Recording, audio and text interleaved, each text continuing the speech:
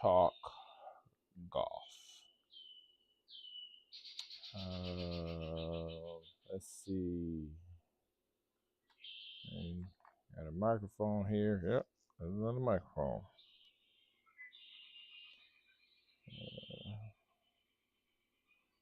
Let's go.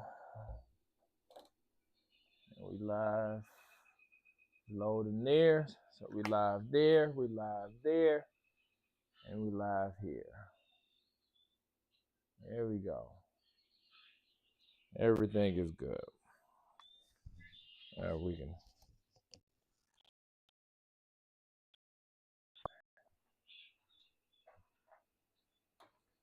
So we're mic charged up.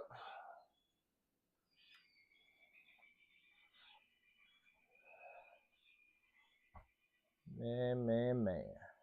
All right. We can dim the lights a little bit. Dim the lights a little bit. How y'all doing? Let's dim these lights some.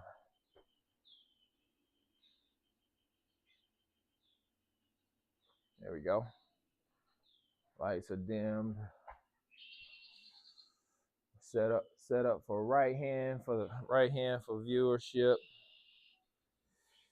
So we're set up for a 30-yard, a 20-yard chip here. So got the green set real firm.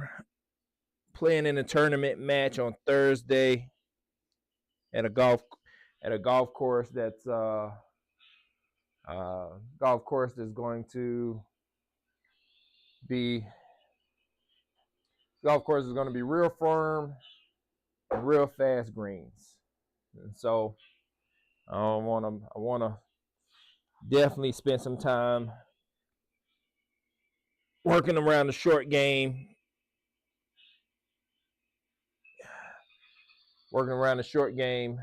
With these firm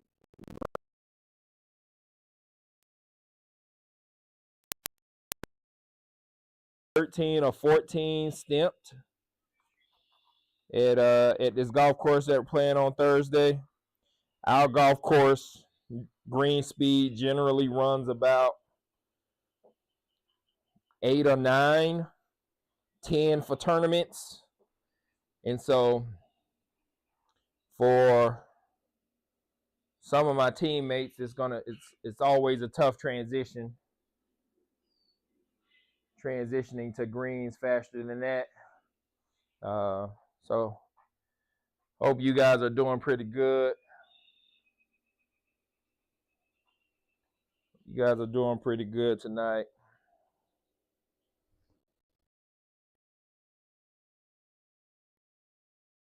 A lot of roll for a 20-yard chip.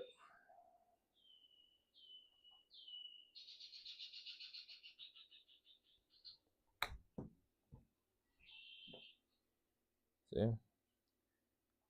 That's almost 50-50. It's a little more than 50-50. Carrying about 10 yards and rolling out about 12 yards. And so that's what we get on firmer and faster greens. I take all of that into consideration. That one might go in. All right.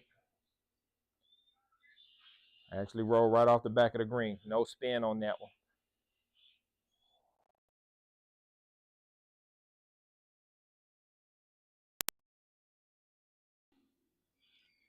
You put more spin on that one.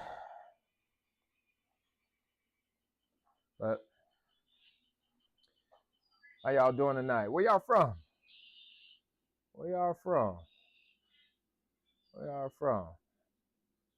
Me tapping the screen doesn't give any likes. Hey, thanks for the gift. Thanks for the gift. Appreciate it. I'm sure you're probably liking the setup. It's just a 20-yard chip. And again, I like to use the clock system, with my hands set up at addressed, my hands being right down at the 6 o'clock point. and then getting my hands to 7 o'clock, and then I just changed clubs. So with my chipping, I either got a 7 o'clock chip, 8 o'clock chip, or 9 o'clock chip, and I just changed clubs based on how far that ball I want that ball to carry in the air, or how far I want that ball to roll on versus how far I want it to roll on the ground. And so when it comes to short game or golf at all, we want to simplify everything. So I just want to try to get my hands to for this position for this shot. For anything inside 30, I just want to get my hands to about to 7 o'clock, coming back and then going backwards and then traveling back through, almost like a hinge and hold.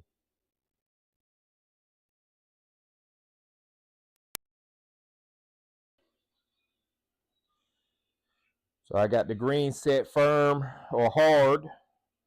Got the green set hard and stamped at 13. So that's the fastest we can get it to go on GS Pro. That was a good miss. So it's going to roll off the back.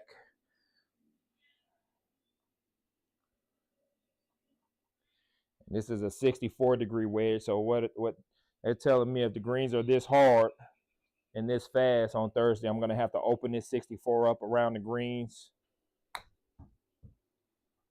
to put more spin on it. So that's about 2,500.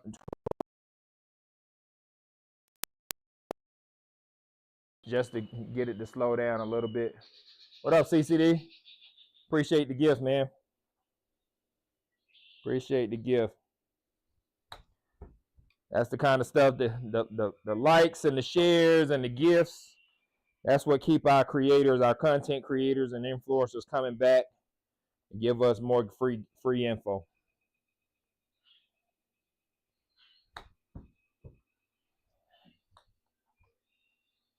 Go in. You know, I've been doing this for about a month now. I still haven't had a chip in this chipping challenge. That might be too much.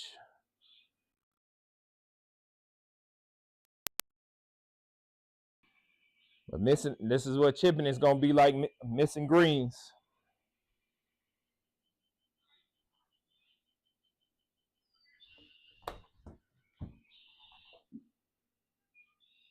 Tried to flop that one up there.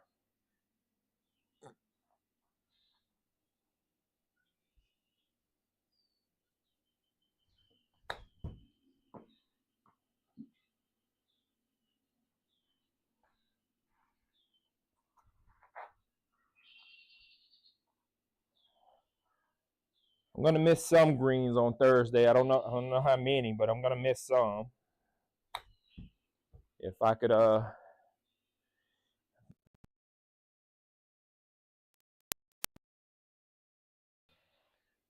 keep the ball around the hole. If I do miss greens, keep the ball around the hole. Chip with the break. Try to get the ball as close to the hole as possible. Give myself some good chances to still save par. But again, it's gonna be match play format, so it's not, sometimes par is not necessary to win in match play. Appreciate the gift, DJ. Yeah, we set up already. I last night I learned how to flip the,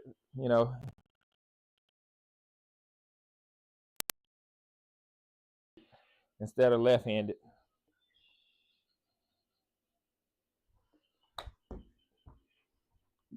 Yeah, that's the touch we want. We just want this chip to be real smooth. Real smooth.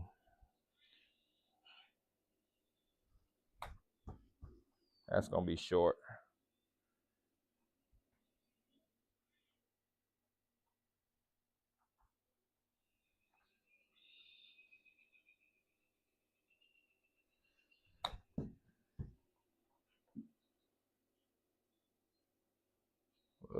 We'll take those all day long.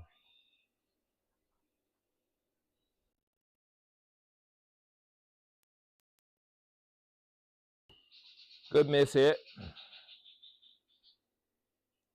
Definitely would probably be more likely be 2-putting from right there.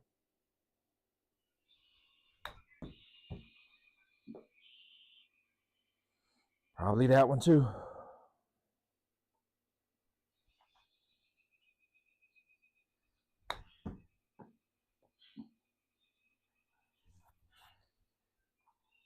All right, so can't be afraid of it. Can't be afraid of going long. That's 521. That's piss poor. Piss poor. 521. That wouldn't be good at all. That's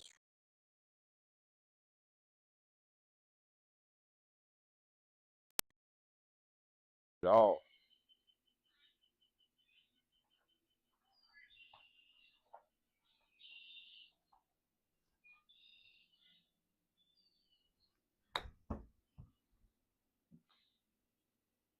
Gracious have mercy. I don't think they're going to be that hard. I don't think they're going to be that hard. That's like U.S. Open hard. That's like U.S. Open hard.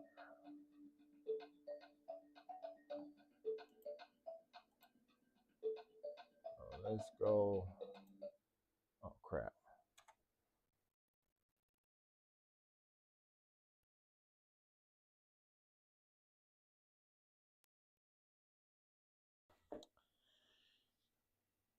Definitely got some things I got to work out. Welcome to the Whispering Pines Golf Club. I got to strengthen up my core. The Par 72 course offers sweeping views and a challenging layout that winds through a pine forest built. I got to strengthen up my core and my shoulders.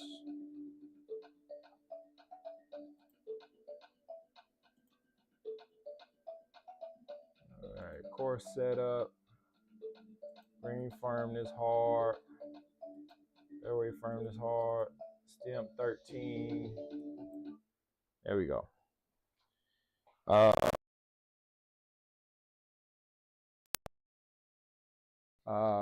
Because I do feel I'm feeling some challenges.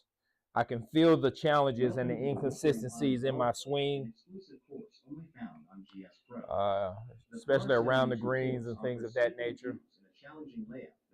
And so, Club Championship is coming up in August. We got member in March, and I promised my member partner that I'll get us some glass this year. So, well, I'll do my part. Last year I definitely didn't. Just mentally wasn't there.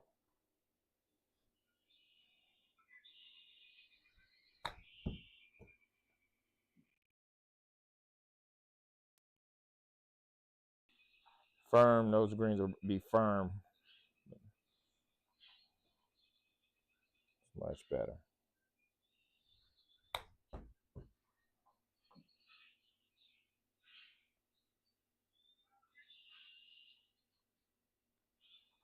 Much, much better.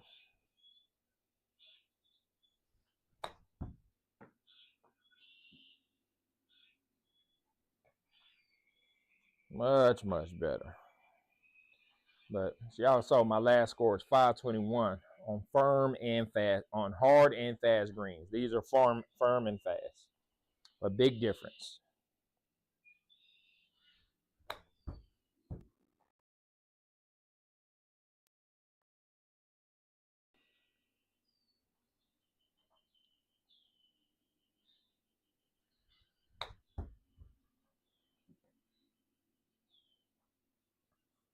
Big difference. That was a good miss.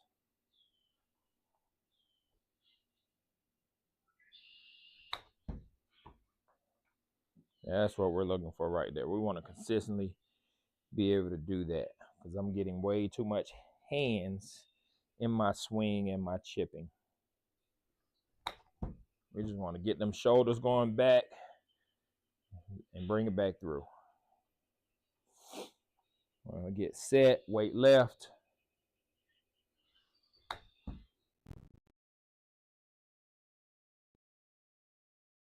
Just consistent. That we can manage.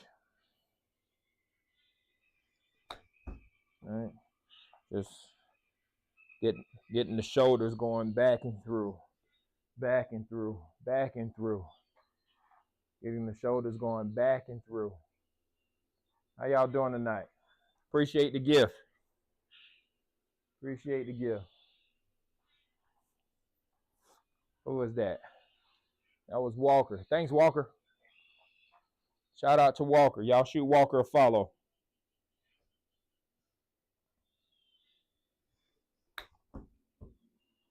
That's it.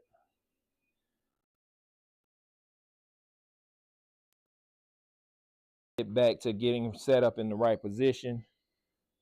Be able to chip the ball properly. Get the ball knowing that the ball is going to carry a certain distance in the air, and then release a certain distance on the ground.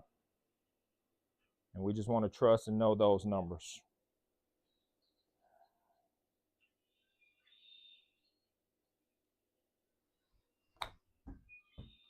Miss hit that one. Miss hit that one.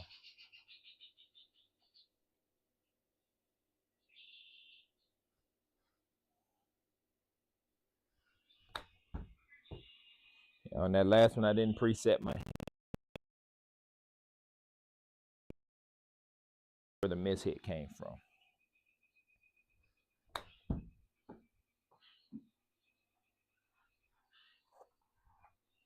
There we go. So we got weight forward, face open, face slightly open. Because I want to activate the bounce.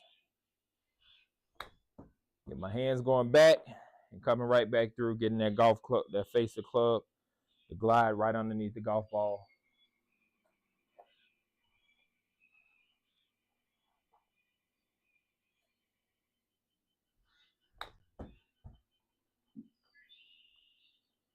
Just like that.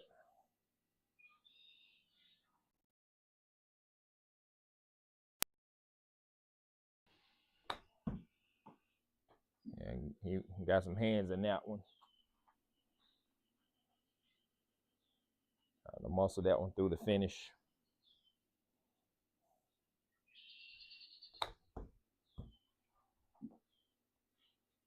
There we go. That's what we're looking for. This score should be it. We should get this score right here should be in the 800s. We only missed one green in this round.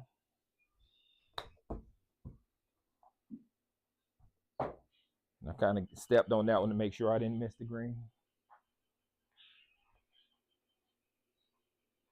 Hey, appreciate all the likes. Appreciate all the likes. Thanks for tapping that screen.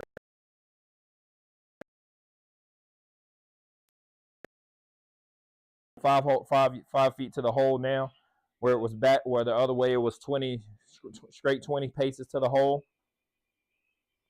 But around the green, this is where we practice most of my misses. If I miss the green, most of my misses are going to be within 20 feet at 20 yards of the hole. So I rarely miss more than 60 feet away from the hole on my approach shot. So I'm always practicing. That's 704. So still not in the 800s. So I'm always trying to work on, I'm always trying to work on the things that I see on the golf course. What side of the fairway am I missing to? This is a timer. This is a 64-degree TaylorMade ZTP. This is a old wedge. This is about 10-year-old wedge. Usually pin high left. Yeah, 64. So I play a 5 wedge combo. So I play a 64 degree, 60 degree, 56, 52, and then my pitching wedge is 48. So I play a 5 wedge combination in my game. I'm pretty long. I'm about 285 or three quarter swing.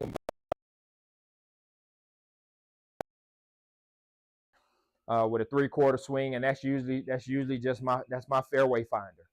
I can step on them when I get to par 5s and get 305, 310, but I'm not doing that. I don't do that too much because I lose a lot of.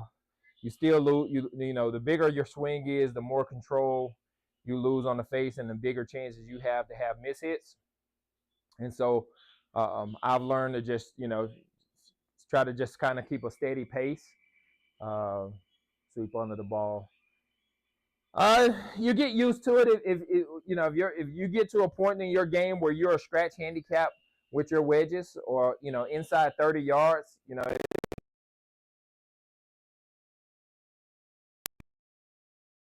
is because their short game sucks. They haven't worked on their short game enough. Highest law of come wood is 58. It just takes time. It's something that we can all work on. Something that we can all work on, and it just depends on how good you want to get. What works better in your set, in your situations. When I first got the 64 and incorporated the 64 into my game, it was at the time I was playing tournaments, and some golf courses had really deep bunkers. So this was the club that I had just to help me get it.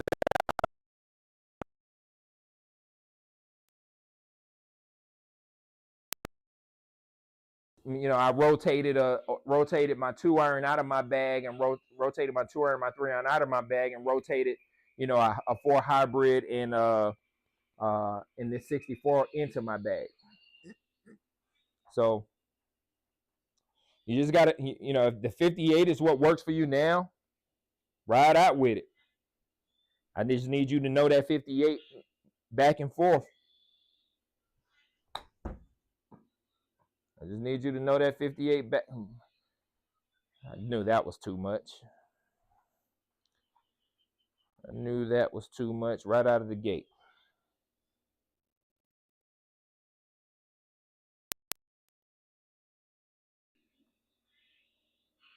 And still got away with it. Ain't that something? Isn't that something?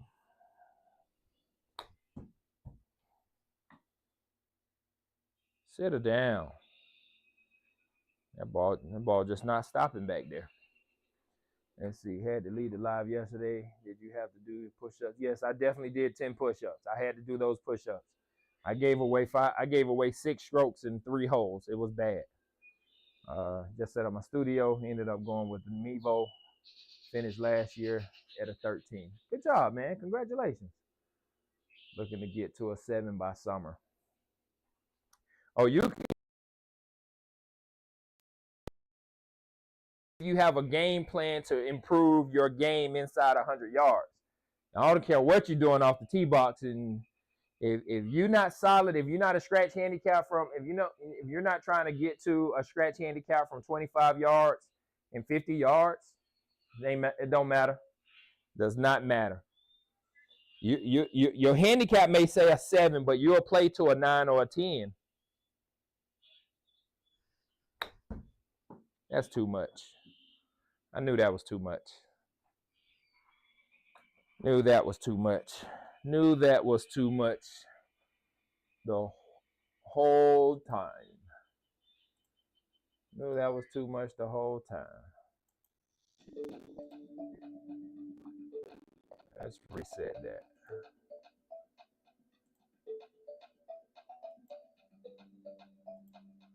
Firm 13. There we go. Yeah, and I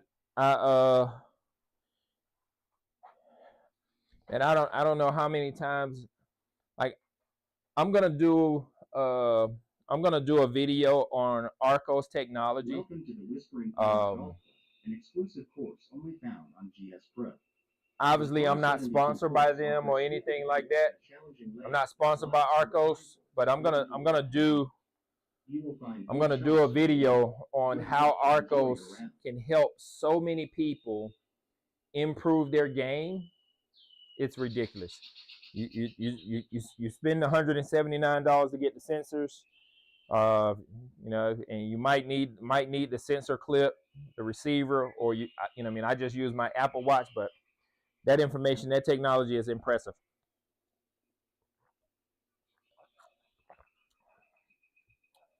Yep. To a 64. What about a 60? What about the to a 64? What about it?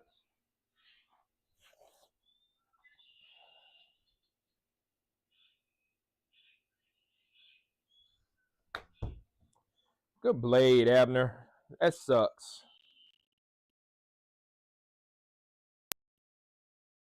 Good job. Great job. That's what you get for decelerating. That's what happens when you decelerate. That's what we're looking for. It's just cranberry juice. I'm not drinking alcohol or smoking cigars this year. You know, decided to give those two things up this year, 2025, to make room for some of the things that I need to really focus on in my business. You know,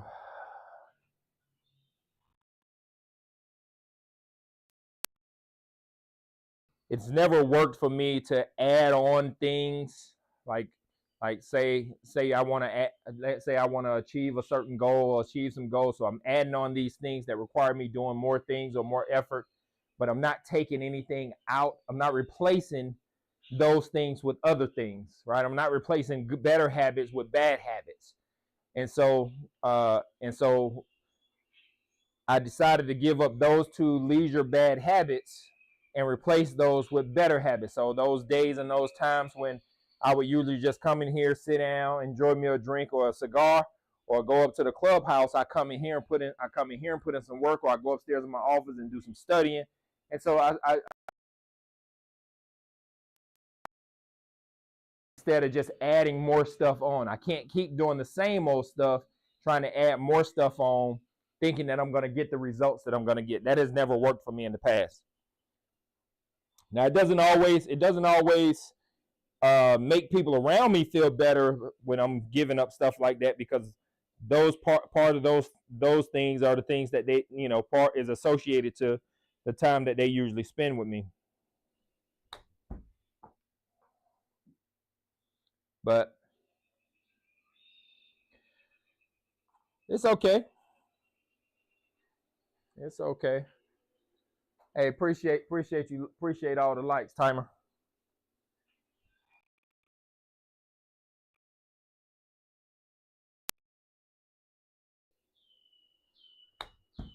I have to go get my goals. Nobody's going to chase them. Nobody's going to accomplish it for me. Nobody's going to do it for me.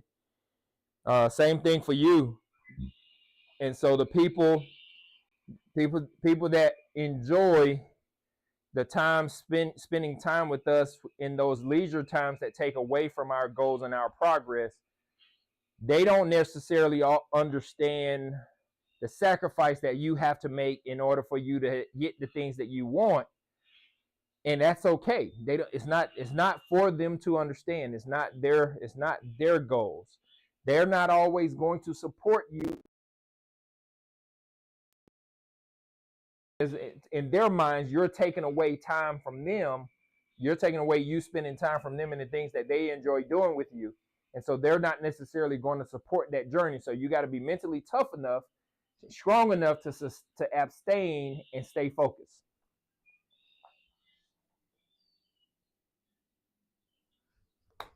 And it's the same thing when it comes to practice. I can't tell you how many times, right? Like if I put a mark on the calendar and say, okay, club championship is here, or member is here, and I put together a training schedule for me. And when you go out, when you have that training schedule, let's say you're going to be on the range,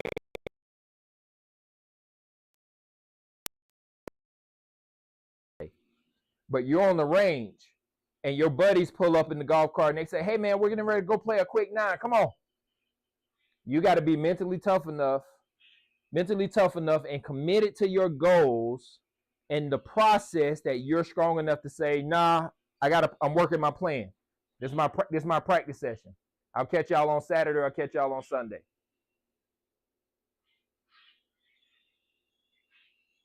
Having some problems Having some problems, having connection problems. Let me see. Oh, crap.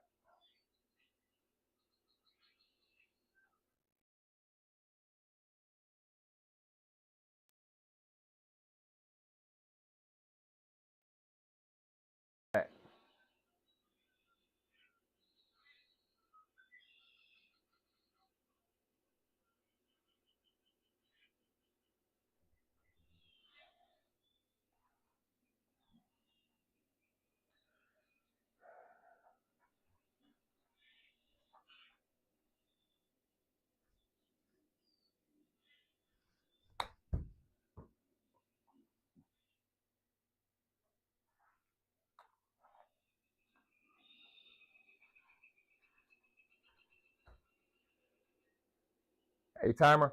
Hey, I apologize.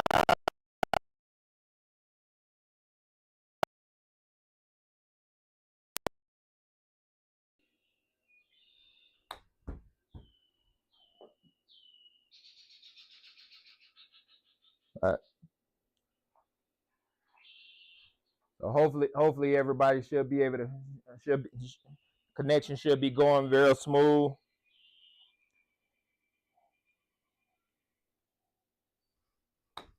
But do you have a practice routine, right? Do you have a practice routine? Do you have a game plan to drop that handicap? Do you have a specific practice session, or do you just go up to the range and hit balls? Do you just have a schedule to go to the range, or what is your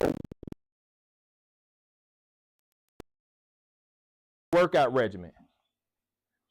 Like, just like going to the gym, right? You go to the gym. You don't go to the gym without a plan. You go to the gym on leg day, and you go to the gym on leg day, and you know that, okay, I'm doing three sets of squats at 135, and then 3 sets at 185, and then 3 sets at 225, right? You got a system. You know exactly how many reps you putting in. You know what machines you working on, right? Just like going to the gym, you got to take your gym workout to the driving range or to the practice facility, right? If you don't have a game plan for your workouts, right? If you haven't detailed your work, all of you know that when you go to the range, you can go to the range on Monday and hit balls, and then you can go back on Tuesday, and now you can't even hit the balls the same way you was hitting them on Monday. And then that carries over to Thursday, and then you got to, okay, I was hitting it great on Friday, and then you go out and play golf on Saturday, and you hitting it like crap. Right? So if you go to the gym with a strategy to grow muscles and to get stronger, bigger and stronger and faster, you gotta go to the driving range with the workout routine, with the workout regimen, game plan. You got what drills are you doing?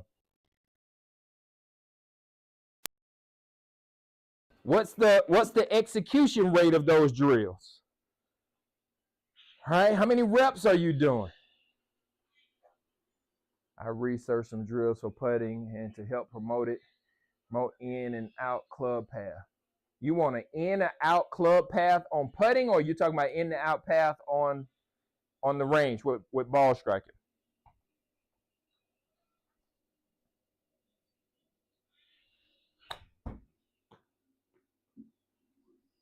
Go in.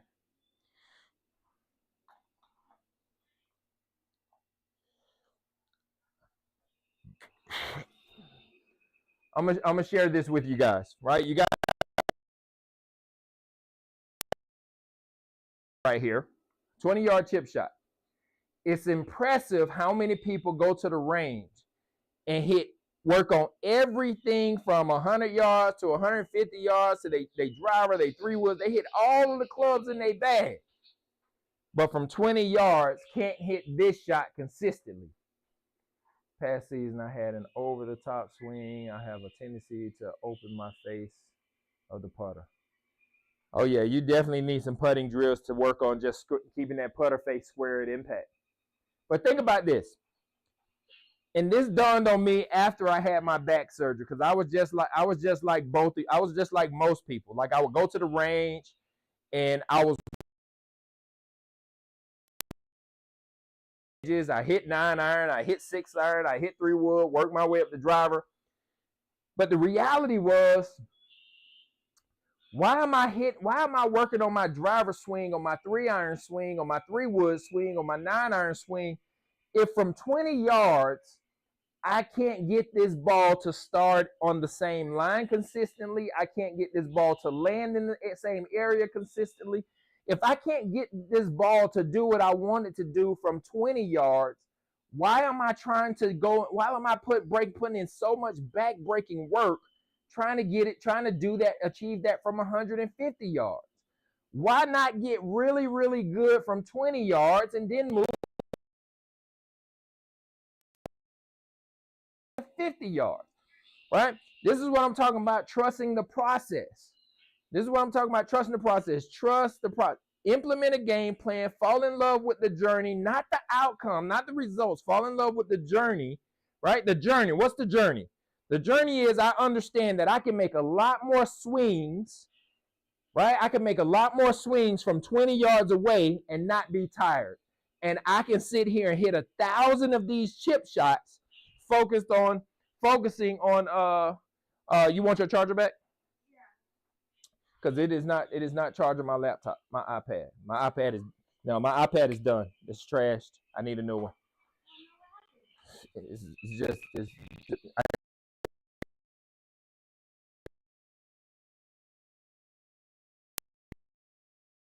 20 yards, you can do whatever you want to do with this golf ball.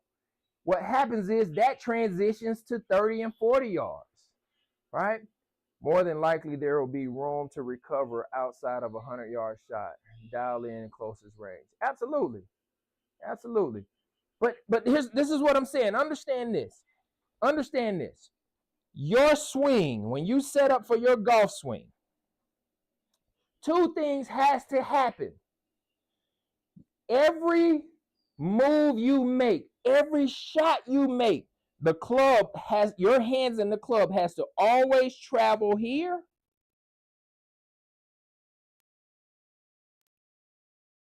No matter how big or how small the swing is, your shoulders have to tilt to this 45-degree angle and have to tilt back to this 45-degree angle.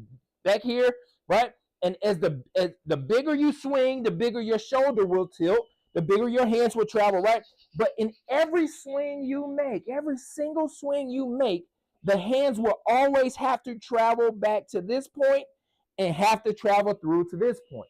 So why not get really good with managing your body mechanics and being able to control this club, to get this club to do whatever you want it to do from this distance? Then you can manage to control it here, right? Then you can manage to control it here. Then you can manage to control it here. But every swing, the club, your hands always have to extend to this point with every swing or pass through this point, right? In every single swing. So why not work on improving the one area that you can get better and do the most in and put in the most work without getting exhausted? And that's working on, the 20-yard and 50-yard shots, right? If we can't get this to distance over and over and over and over again consistently, why are we even working on anything else? Right? I should be able to get this ball to do exactly the same thing 4 or 5 times in a row. Right? 4 or 5 times in a row. I should be able to get this ball to do the same thing or very close to near perfect. Right?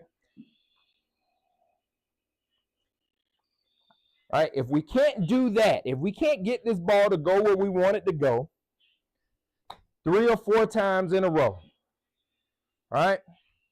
Why are we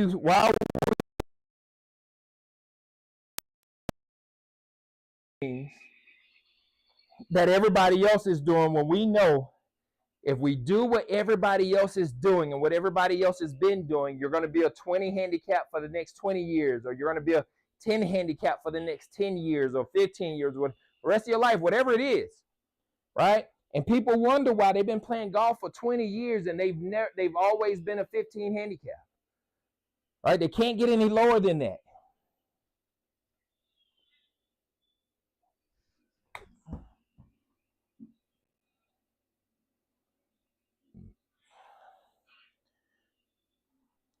All right. Appreciate the gifts, Jake.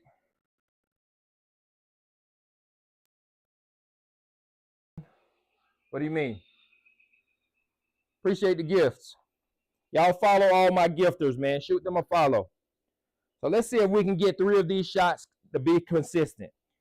All I'm going to try to do is get my hands to the same spot on my clock and have the same tempo to generate a consistent ball speed. That's all I want to do.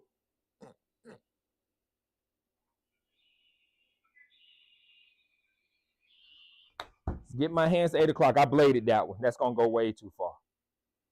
I bladed that one. Shouldn't have been talking in the middle of that stroke.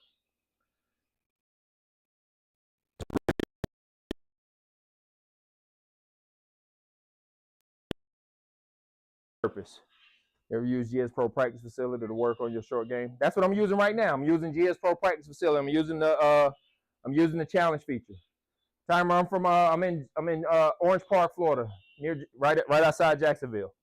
So we're gonna try to get 3 of these balls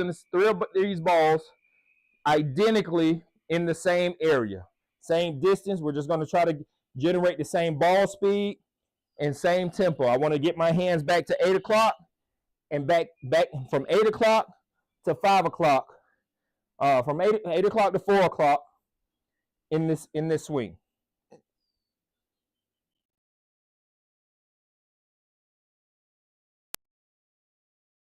Just want to do that consistently. We want to try to repeat. We just want to try to repeat. That's how we practice. We practice on repetition. But what are we repeating? We're repeating getting our hands to the same spot, trying to generate the same ball speed. If we can get the hands in the same spot, same ball speed, which is created by tempo, which gives us a very consistent shot results. All right. So we got the same line, but we had too much ball speed there. Had too much speed.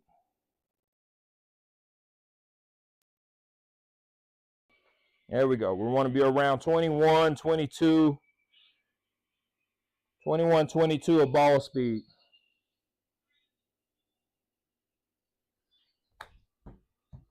That was a slight miss hit. Got away with it, though. That's a good miss. All right. How good are we at getting consistent at the things that matter the most? I use GS Pro a lot. I use GS Pro a lot.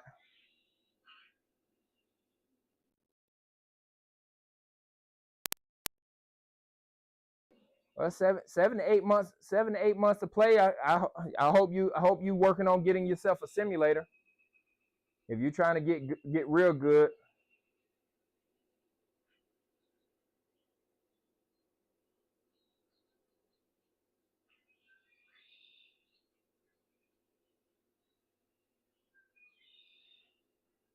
All right, you know how you can download courses. Download GS Pro Practice Facility. It's a short game.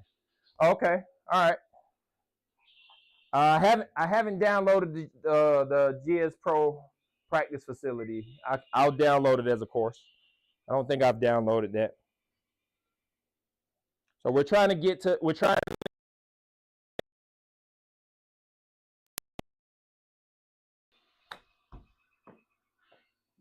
All right, 21.9. All right, We want to work on getting consistent at the right things. We want to work on getting consistent at the right things. If we cannot be repetitive in the things that matter the most, just short distances, we can't be competitive at a short swing. How are we going to master repetitiveness in the bigger swing?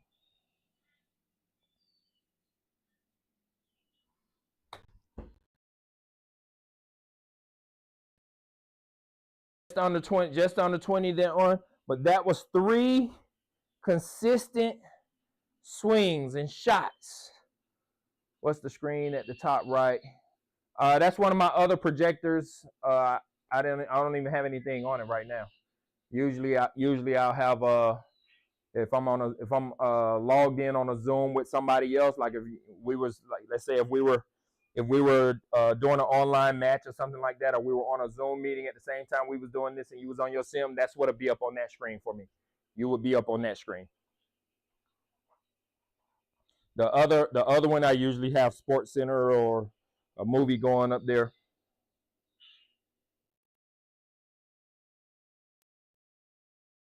There's 21 miles per hour of ball speed, still right up there in the area.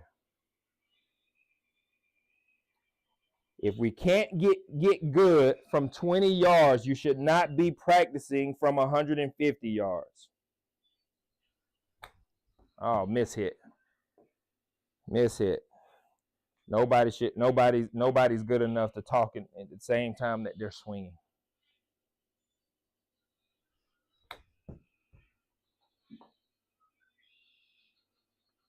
So 21 miles per hour of ball speed is not what we need for this shot. What we need for this shot is probably about 27 miles.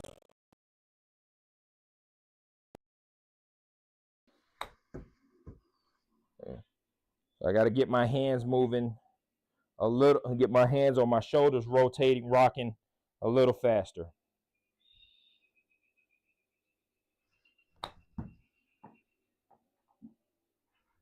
There we go. So 26, 27.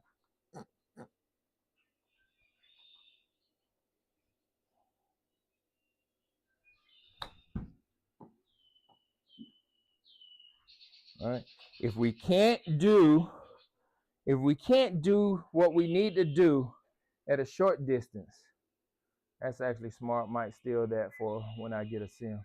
Oh yeah, absolutely. Got those 2 projectors. They were $52 a piece on Amazon.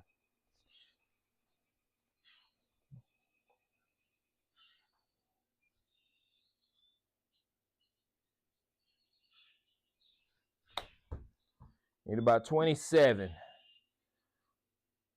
Not all the ball speed that we was looking for on that one, but relatively close. Relatively close. I'm telling you, you want to get your handicap down, you want to cut your handicap down, the fastest way you can do that is to lower your handicap. Get to a scratch golfer inside 30 yards, from 30 yards and in. Become a scratch golfer from 30 yards and in.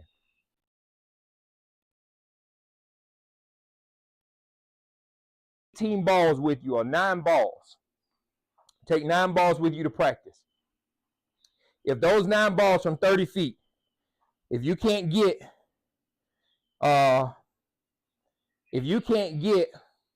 7 out of 9 of those golf balls, get up and down, meaning get them around the hole and put them in. If you can't get 7 out of 9 of those in the hole in one putt, you're not ready yet. You can cut your game in half, your handicap in half, just by getting really good from 30 yards and in, becoming a scratch golfer from 30 yards and in. You can cut your handicap in half.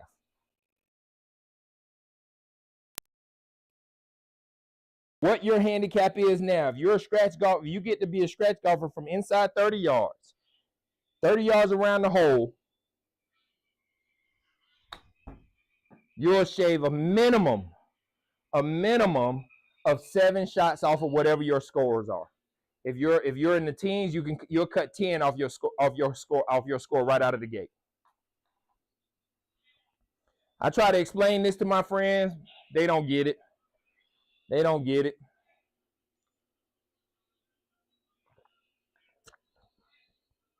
I give them a plan.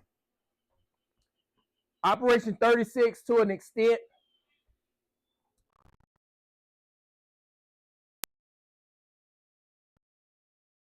Operation 36 outside of the actual format of the game, you really need to take into account, you got to turn all of those holes into a par 2, right? That's how you can really gauge whether or not your handicap in that area is improving. How to chip better? Do you have hinge it early or have more of a putter feel when chipping? It depends on it all depends on the lie. It all depends on the lie, because Freddie, I can answer that question. I can answer that question and say both, right? So this pin is up at,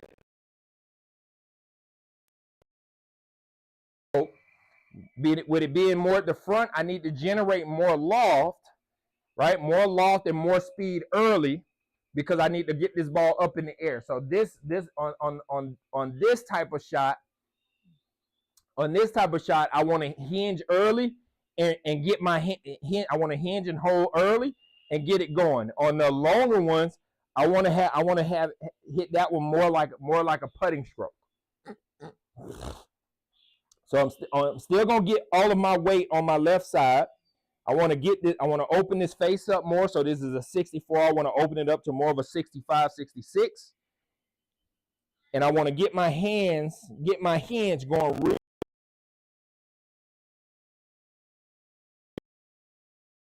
With that face pointing straight up to the sky, with about 26, 27 miles per hour of the ball speed.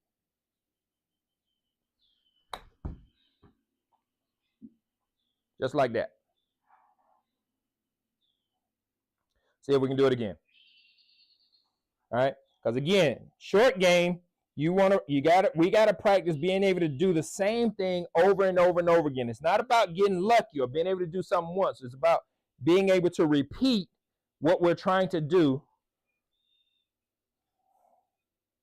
So again, we're gonna get all our weight going left. I'm gonna turn this 64 to like a 65 or 66 degree wedge.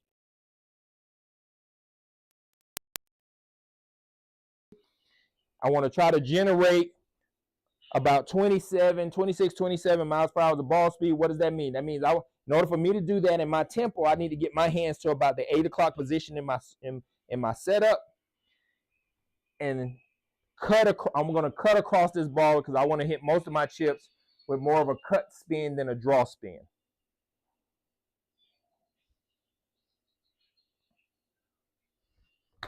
Oh, I bladed it. Crap. Bladed it. Bladed that one. I need a do-over. 3 maybe. 10.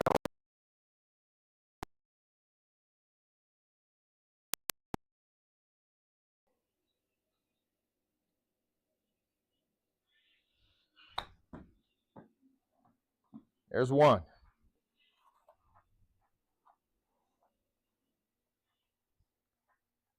Oh. See, that's a piss poor score. That's a piss poor score. My original message is above that. Ran out of room. Sure, it's a mirror image. Tim, let me see if I can find your original question. Operator 36 has to shoot par from 25 yards out. Then when you pass, move on to 50, etc. Yeah, that's how Operation 36 works.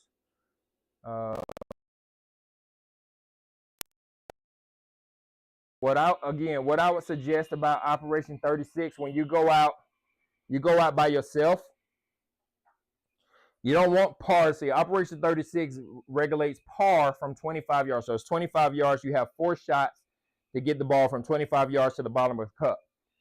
That's not going to help you gauge your short game handicap, right?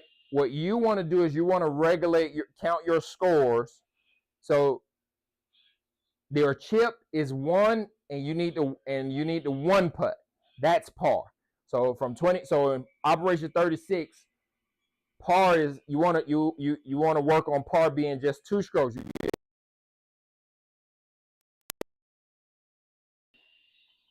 The game Operation 36 gives you 4 strokes to par, but you want to give yourself 2 strokes to par. And so, Freddie, here's an example. So this pin is all the way at the back. Your pin is all the way at the back. So I got 20 yards between me and the flag and a lot of green to work with. So here I'm just going to have my shoulder rock. I'm just going to I'm going to open my stance up, get my hips out of the way, get my weight forward. And here I'm just going to preset my hands, and I'm just going to rock my shoulders like a putt. And I don't need 27 miles per hour of ball speed, because I don't need the ball going higher in the air. I just need about 20.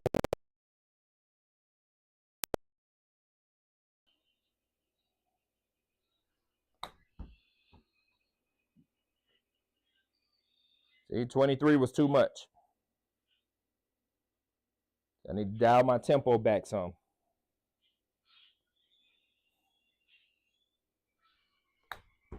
And just by the way, that's the purpose of practice swings.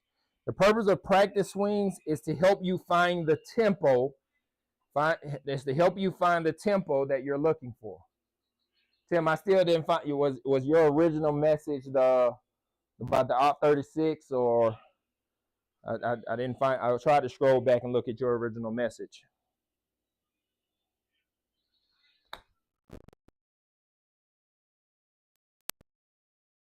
The ball speed still too much. Need this to be around 21.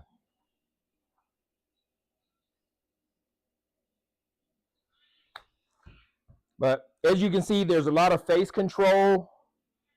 There's a lot of face control, right? Are we squaring the face up at impact? Are we controlling the face through the impact zone? Tend to chunk my chips. Does opening the body help with that? Absolutely, 100%. So if you're chunking your chips, that means you got more hands going into you're using more hands in your chip than body, right? You got to get more stable, right? Your position has to be a smooth transition, right? One of the drills that you can use is get into a setup position, get all your weight left, make sure your chest is parallel to your target line, and get back here into your chipping position, hold it, do some checks, maybe even re-grip the club, make sure the club is in the right position, and just kind of get it going here, and then bringing it back through, finishing the chip, right? That drill right there can help you develop the feel and the muscle memory of getting the club in the proper impact zone. But the reality, with that you chips that tell me is you're not putting in enough reps. You haven't put in enough reps for your hands and your body to be connected, to coordinate together well. Right?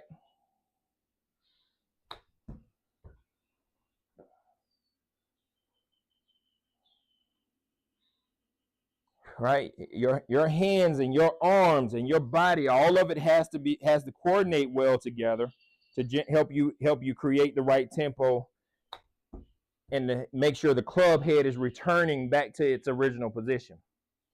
One of these days, I'm going to chip one of these in this challenge, because I still have not chipped one in yet, and I know in order for me to get a perfect score,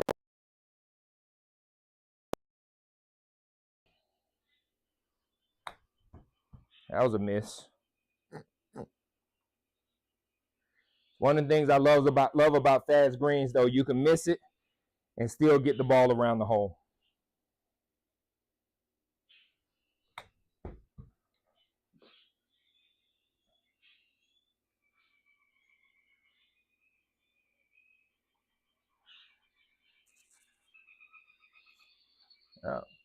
Appreciate all the likes, man. Y'all got us over 2,000 likes.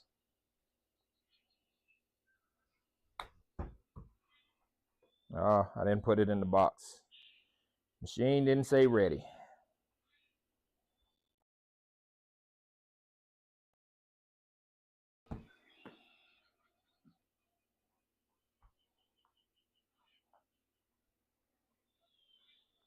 Telling y'all, man, y'all can get, I'm telling man, y'all can crush y'all buddies, man. Y'all can really crush your buddies.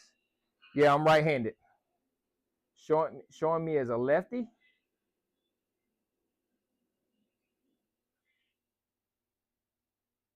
It's showing me as a lefty. I thought I switched the mirror. Mirror your video. Gracious have mercy. Sorry, guys. I thought I had switched that. God dang it. I thought I had turned the mirror video off.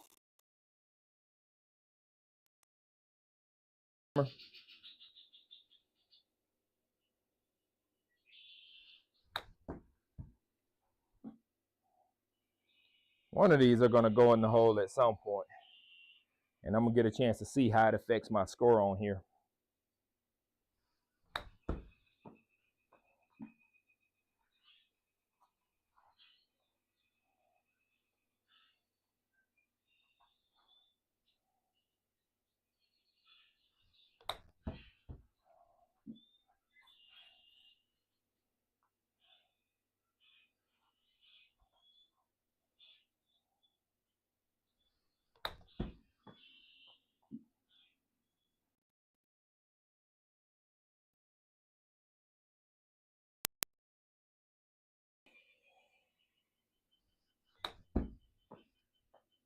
Go in.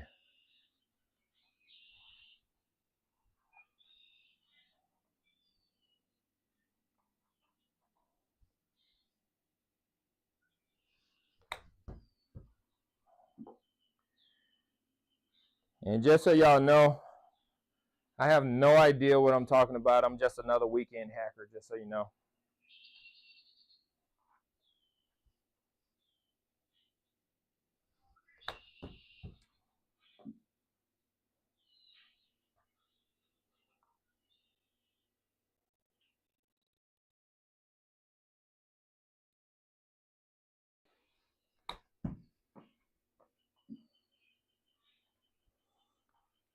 I have no idea what I'm talking about. No one should listen to me.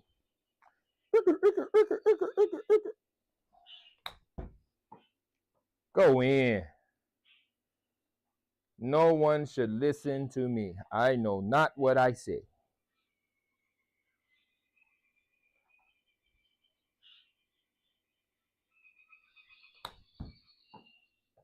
Solid strike. All right, that should be over 700. Nope, over 600. Let's do some putting. Let's work on.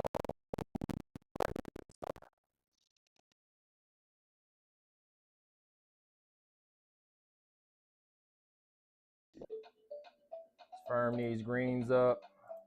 Speed these greens up.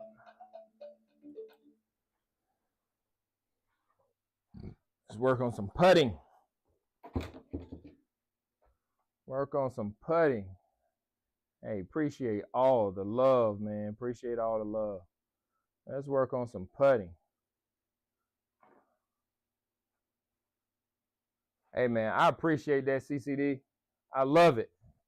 I love it. I appreciate it, brother. I appreciate it.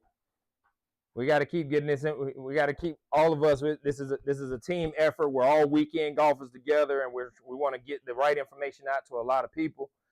Because the reality is, this game is not as complicated as it needs to be. The game is already hard enough, but we can do things to simplify the game and improve and improve the process of us improving a lot quicker, right? We can do that. We can get better faster because we don't have to be like everybody else.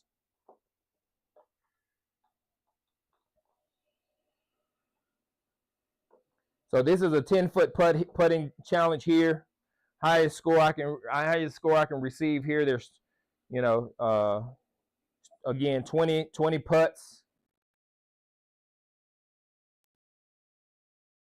square the putter face up as much as possible. Squaring the putter face up as much as possible. Hey, take a break, Timer. Take a break. Take a break, man. I appreciate all the love and all the likes, man. I see CCD finna take over for you for a second. Take a break. I do the same thing. I get on somebody live. If I like their content, man, if they get my attention for over a minute, I'm tapping the hell out of that screen, because if they're given enough value to hold my attention, it's a what I've learned about social media and somebody sharing information, especially free information, of hours acquiring and giving it away to me. The least I can do, even if I'm not sending gifts, which gifts is the financial aspect of this thing. If I'm not sending gifts, the least I can do is tap the screen, because that's free. Tapping the screen and sharing the content is free. So, we're going to be on 12, 13 stemp greens on Thursday. And so I just want to roll some 10 and 20 foot putts at this speed to see where we at, see what adjustments I need to make.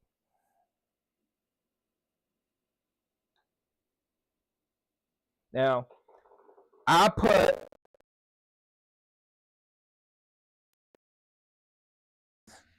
so much better. If I got to hit the ball, I'm not going to do well at all, because if I can make a short stroke and get the ball to roll further, I can keep my putter face square to the impact position a lot longer, which improves my chances of keeping my ball on my intended target line. There's no way in the world that ball was supposed to stop short. No way in the world.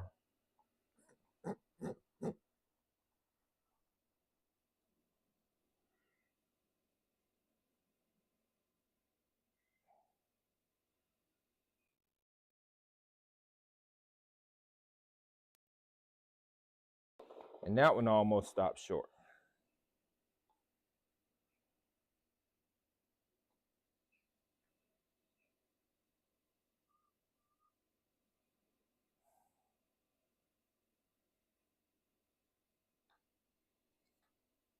.6 miles per hour was the ball speed.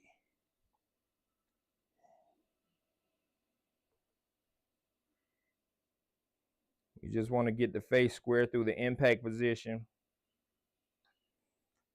So when we're working on putting, what are the main things that we're working on? Can I consistently start my ball on my intended target line?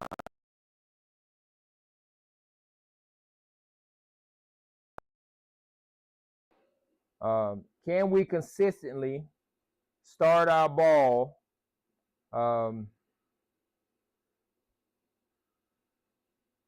Hey, I agree, Timer. Least we can do is like throw some likes up on the board. Nobody has to go bankrupt with these gifts, man. I'm not asking for anybody to pay my bills.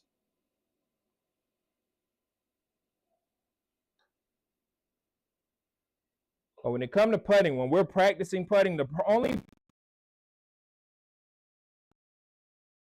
impact position at impact, face at impact position, starting the ball on the correct line. Can I keep my ball on start my ball on my intended target line, and can I control my speed? If we can do those things, we can be a pretty decent putter. From there, it turns to how much better can I get at reading putts? But I don't care how good you read greens now. If you can't start your ball online, you're not a good putter. Can you start your ball on your intended target line? 99. If I lined you up for a 10-foot putt, a straight 10-foot putt, can you make 99% of those putts? That's what it boils down to. If not, you're not a good putter.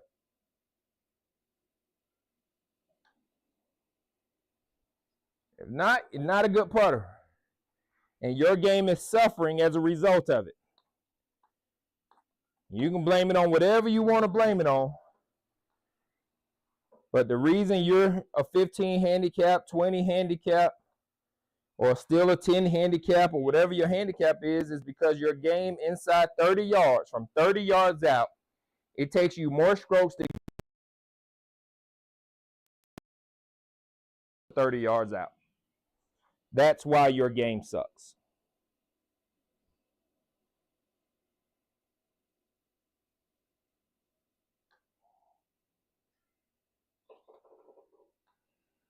All right.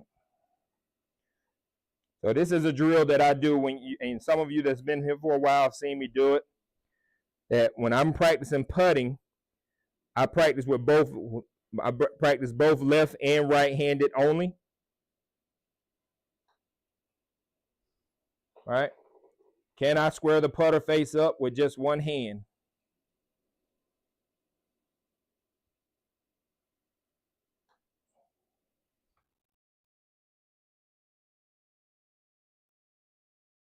I first started, and it was frustrating. But it helped me so much. It helped me so much. I learned so much. I didn't even realize that just like I have a dominant eye in putting, that I have a dominant hand. Some days my right hand is more dominant and wants to control more. Some days my left hand is. And that's something that I need to know going into my round. Which one of my hands is more dominant today, because I don't need to be out there fighting in my putting stroke. If my left hand is more dominant today, I don't want to fix it over if that's what it is. I want to make the adjustment and know that my left hand is in control today. So from a sensory standpoint, I'm going to let my left hand handle business.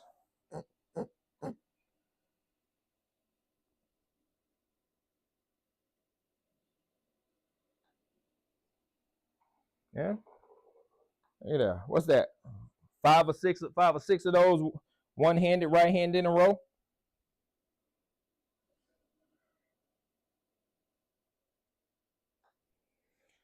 Another thing this drill allows me to focus on is rocking my shoulders, because a lot of times I try to.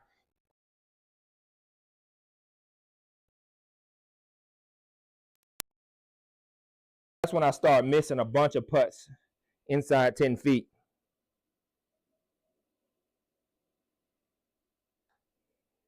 But if I start my putting stroke with my obliques, I make I make a bunch of putts inside 10 feet.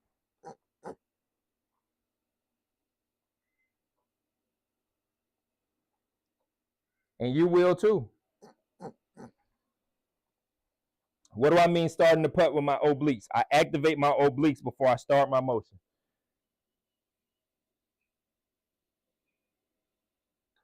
Then I rock my shoulders. My hands, I'm not squeezing the putter grip, right? I'm squeezing my obliques, right, from the side so my shoulders can rock.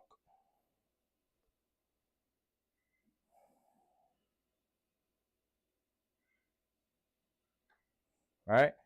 So squeezing my obliques, in. Now I free my shoulders to rock instead of trying to start get the putter moving back faster than my shoulders are going.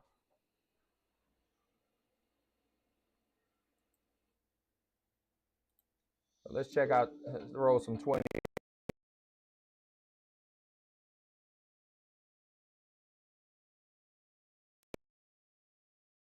Rolling 13. Let's go.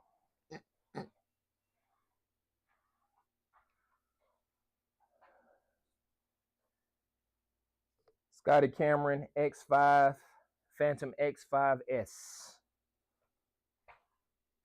Welcome to the Whispering Pines Golf Club, an exclusive course only found on GS Pro. The Par 72 course And again, views in a challenging layout that winds through a pine forest built into the other side to putting. Good luck and enjoy your round. The other side to putting too is you need to be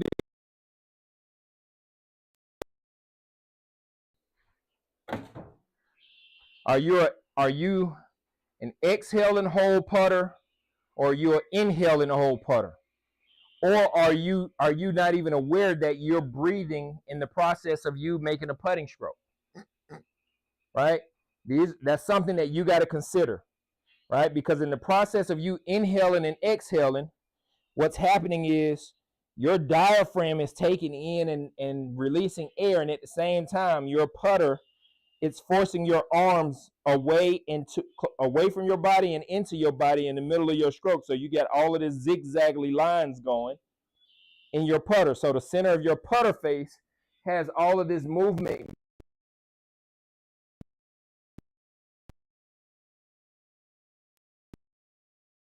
Setting up for a putt, and even when I'm swinging the club.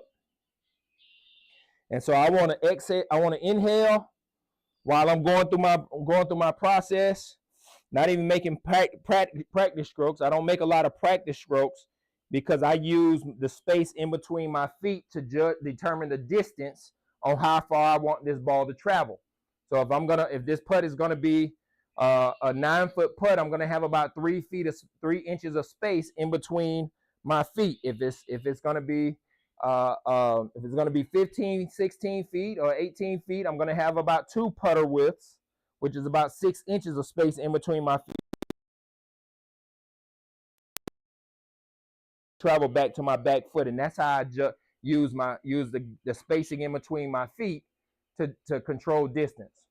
Going for a putter fitting tomorrow. Really wanted to check out the lab putter. That's Timer. That's probably exactly what you're going to end up getting fitted with, and you'll be all right if you do. But you still got to put in time with it. So I got my feet set up about 6 inches apart. I'm going to exhale, and then exhale, hold my breath, and activate my obliques.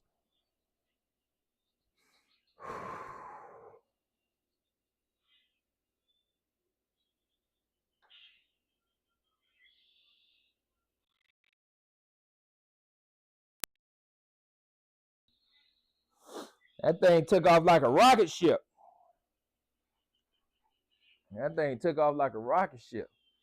DF3 may be, but I think they released a new one this month.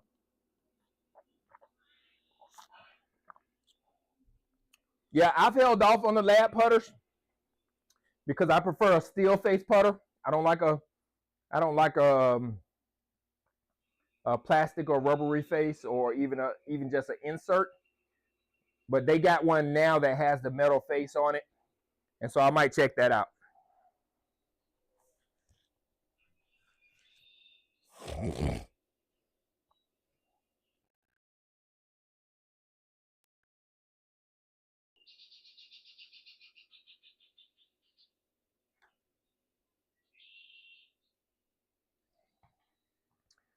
Still hitting it too far. This is that 13 stemp, and it's all downhill. I didn't even pay attention that it's all downhill. So I actually don't have to spread much. This putt is has a little right to left on it.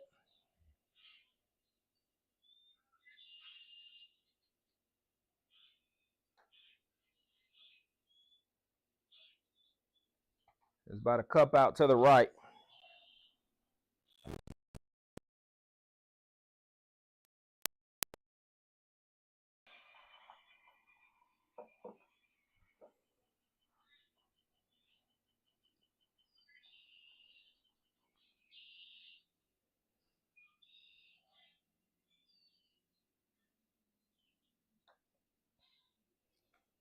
Oh, that was a good one too, but wasn't in the box.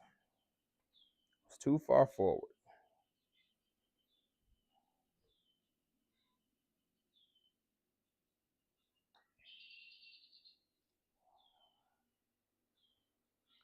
Right speed, just can't get it over on that right side. The AI1 broomstick.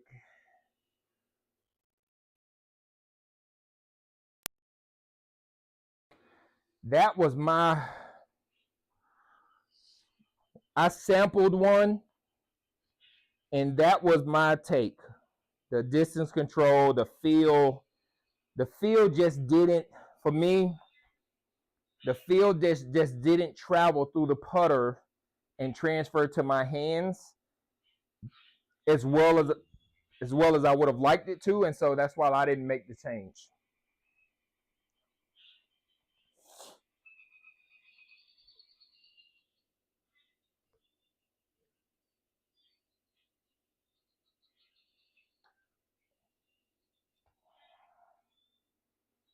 Yeah, just can't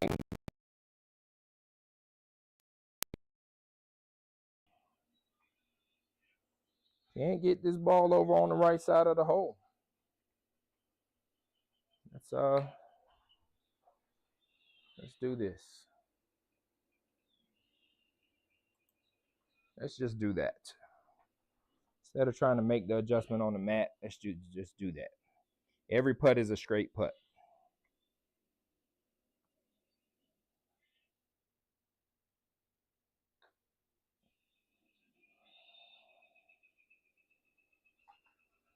Still working his way back over there.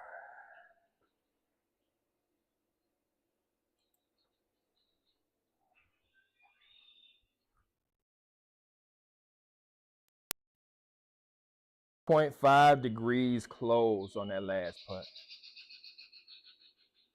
Lock in. I know you can drop a few. Yeah, I can. It's just finding the right break. It's a 20-footer. You know, I mean, the from 20 feet, the name of the game is speed.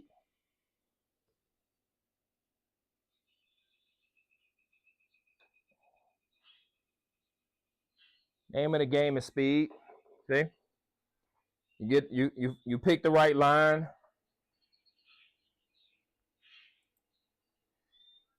Timer, it's not always about making the putts, taking the putt that's in front of you. Sometimes it's about ensuring that you make the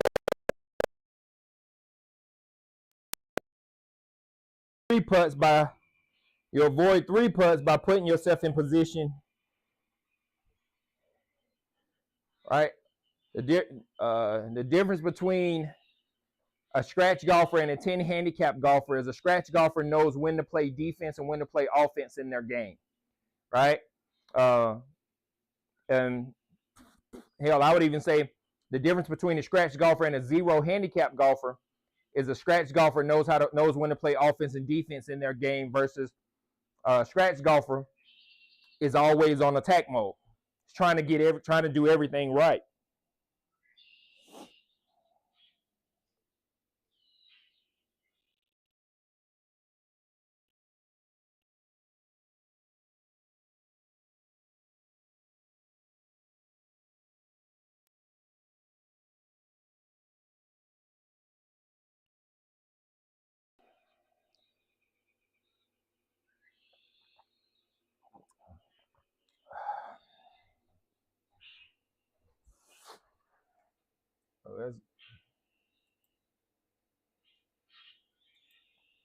So this putt is about two balls out to the right.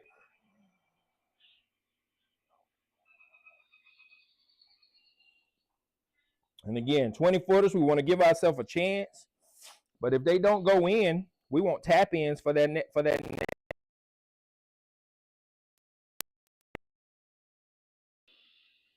They don't go in, we want to tap in the next one.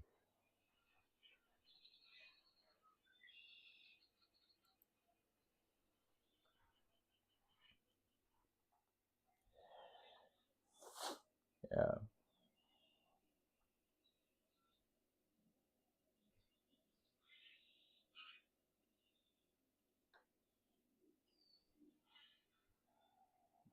Oh, lipped out on the edge.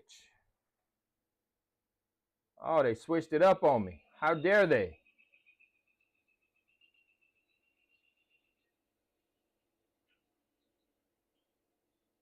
How dare they switch?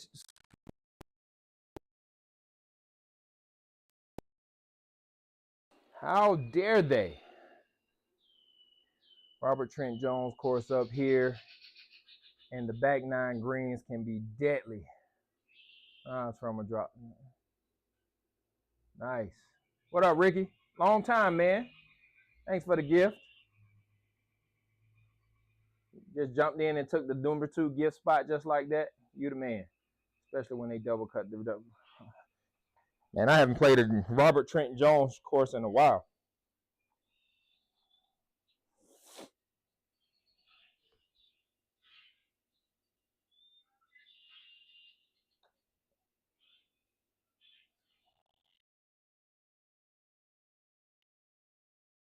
Make the putts. I have a rule of thumb. This is a rule of thumb that I've worked with that has helped me big time.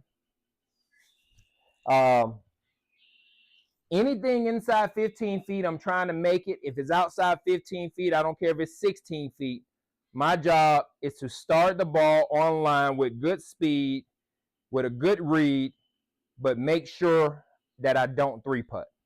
Secure the 2-putt if I'm anything outside 15 feet. If I'm 15 feet and closer, I'm trying to make that putt, and I'm putting it aggressively.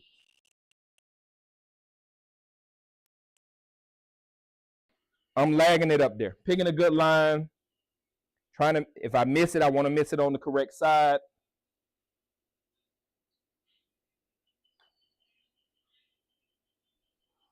Right? That's a rule of thumb for me. And it has worked well for me. It's worked very, very well. Saturday after 3 months, man, it felt good. Congrats. Oh, man, congratulations on the newborn, too, man. They can definitely keep you busy. Trying to spoil, having Armor Palmer out here, same clubhouse. I believe it.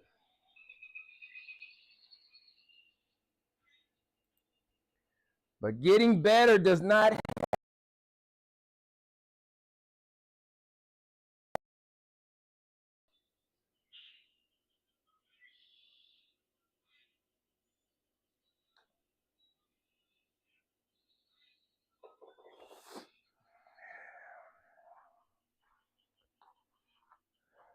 Like a Redstone cowboy. Like a Redstone cowboy.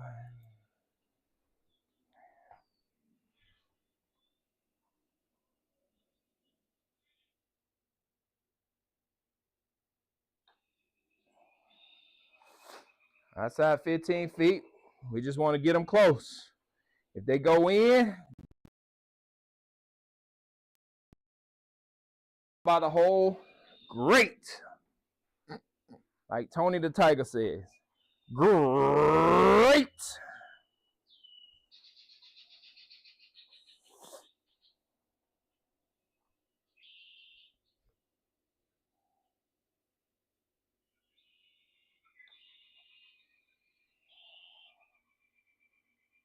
Yeah.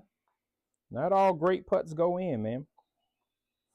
But would happily tap that in and move on to the next one. Because again, this is outside 15 feet. It's 19-foot putt.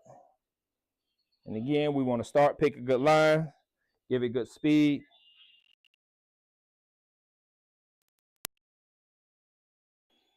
But what we're trying to do is make sure we don't 3-putt it from there. Because now you've jacked your round up, and mentally it's hard to recover. It's harder for you to recover from you 3-putting from 20 feet away or even 30 feet away than it is for you to recover from hitting one in the water. What do you think about the new QI10? I haven't tried it yet. I'm looking forward to trying it. Glenn Campbell. I don't know anything about Glenn Campbell. I haven't tried the QI10. I didn't make it down to the PGA show down in Orlando.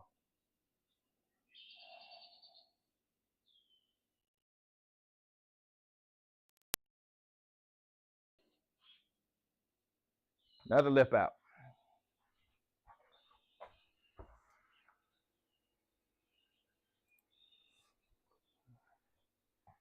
Like a redstone cowboy. Like a redstone cowboy. Yep.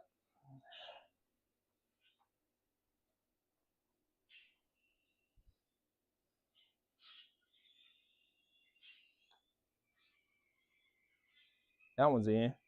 Nope. Another lip out. Cold-blooded.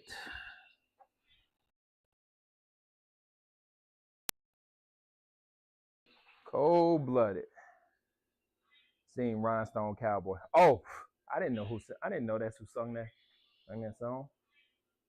Best advice on putting. Find out real quick, fast, in a hurry. What type of breather are you when putting? Are you somebody that exhale, hold your breath, and then make a putting stroke? Inhale, hold your breath, and make a putting stroke, or you haven't even been paying attention to know that you're still breathing. You have your diaphragm pushing your arms in and out in the middle of your putting stroke because you've never paid attention. I exhale, I get all of the air out of my lungs, and then squeeze my diaphragm, activate my obliques to start my stroke. If I don't do that, then I get real handsy in my putting stroke. And then my face angle at impact becomes way off.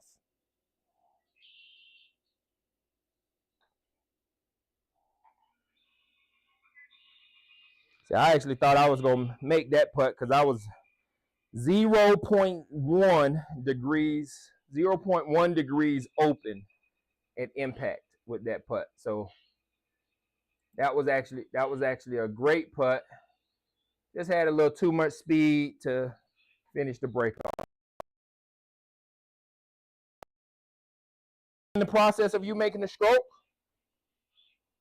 like, I take a deep breath, let it all out, hold it, squeeze my obliques,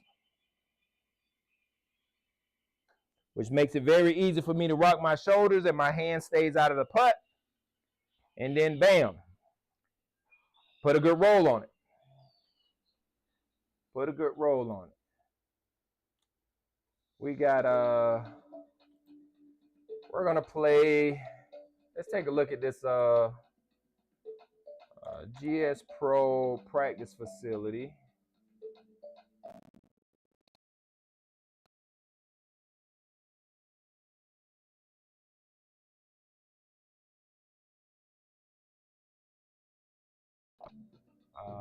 Short par 3 course.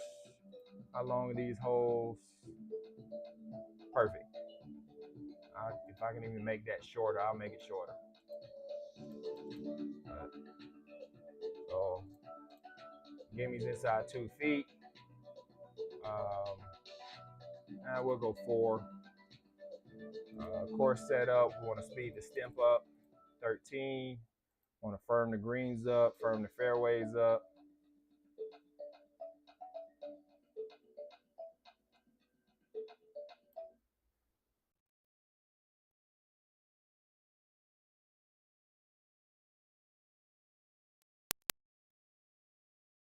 And this is going to be all in. I think there's one hole that's 118 yards. Yeah, if you're breathing while putting, I can promise you your putting is not consistent at all. And you don't even know why. So Ricky, I would suggest you figuring out what works better for you. What's your preference? Do you want to inhale? Do you want to make putts with your diaphragm full of air, your lungs full of air, or do you want to make roll putts with no air in your lungs?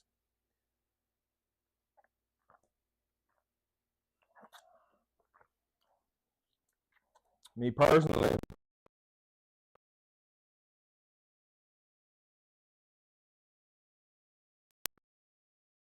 par 3 course, for those of you that have GS Pro, this is a great example, or a great way for you to test your handicap and work on improving your game. You're inside 100 yards. is to play 9 holes, not out 36, but play 9 holes. So all of these are par 3 courses. All right, from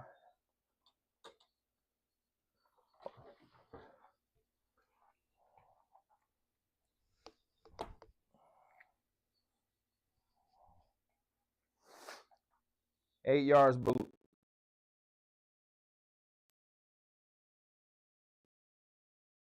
No wind, so this is only playing 52 yards.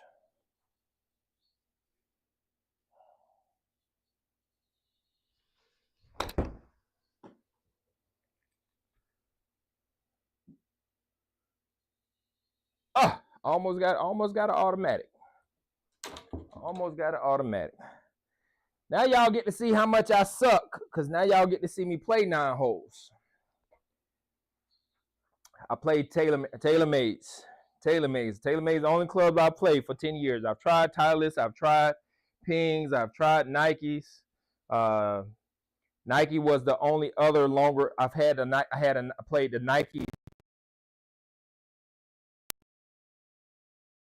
2011 to 2014 when I got fitted for these TaylorMade set of irons, and I've been on these ever since.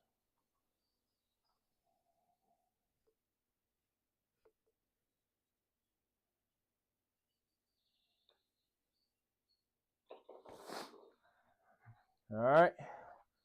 Let's see what we can do from 83 yards. So we got 83 yards, 3 feet downhill, so it doesn't matter. 83 is what we're going for. Where's my 60? So 80 yards. That's a 9 o'clock.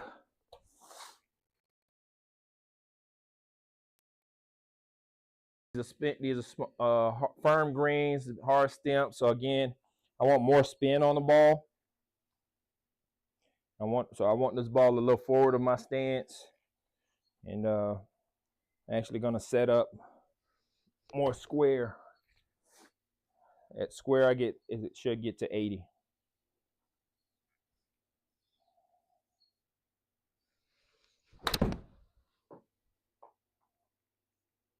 Oh,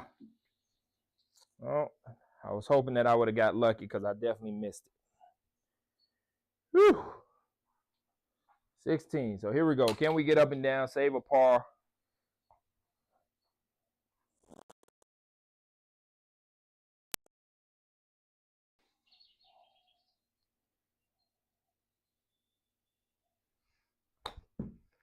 Can we get up and down? That went past 20. So now we got to make a putt. All right, well, we're 26 feet out. My rule of thumb, can we see what's in the bag? Absolutely, Rickley. Absolutely. So, starting out, got the QI10 LS, got the old school Taylorwood Matrix OSIC X Flex shaft, 80 grams. That's a old school, one of my throwback shafts that I threw in there.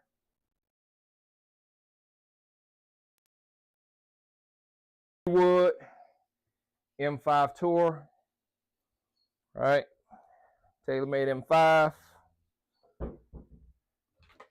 On the hybrid, we got a TaylorMade GAPR 4 hybrid. Yeah, got that. For long irons, we got the TaylorMade Tour Preferred CBs. Y'all can see those. There we go. All right. And then for my shorter irons from 7 iron all the way through pitch and wedge, we have the TaylorMade MBs. Yep, mixed combo set. These are 10 years old.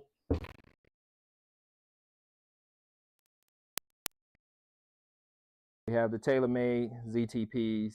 These have the exchangeable faces on them. They don't make these anymore, not even the faces. And then, obviously for the putter, got a Scotty Cameron Phantom X5S with the dual shaft. This is a graphite shaft through the handle, steel shaft. So we got a blended shaft work going there. And so rule of thumb, any putts outside of 15 feet, our goal is to get the ball, get it close, give it a chance, but we want to secure a 2-putt.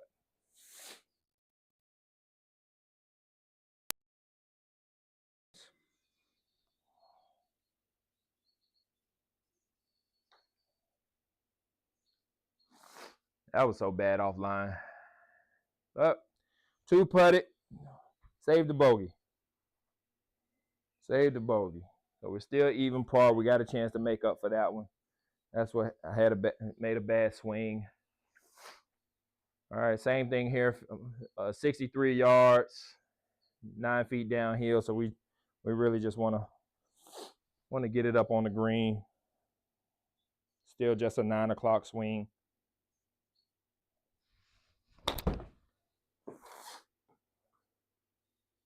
And I didn't even get it 9 o'clock.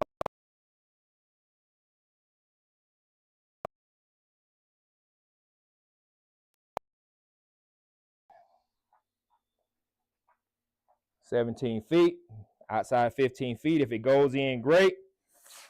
But my goal, get it around the hole, get the speed right, line and the speed right.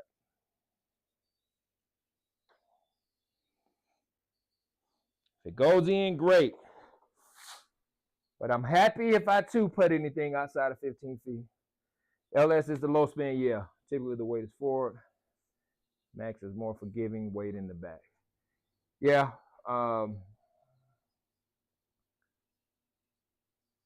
Timer explained that perfectly.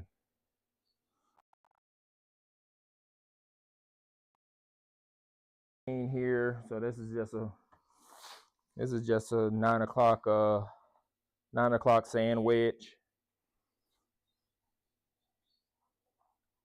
Maybe 10. The pins looks right in the middle.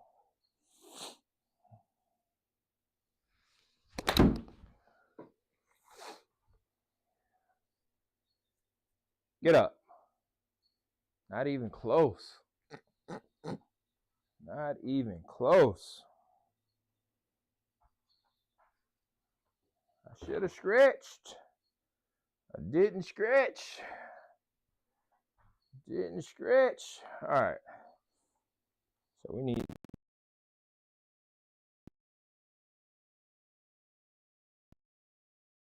667.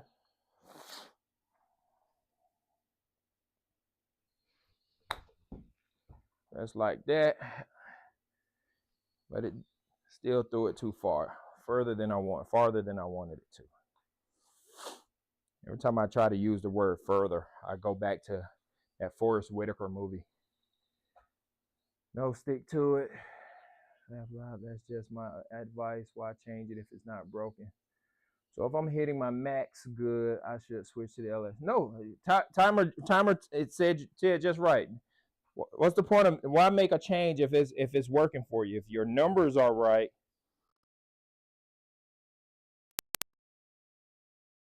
Ricky, what's your handicap again?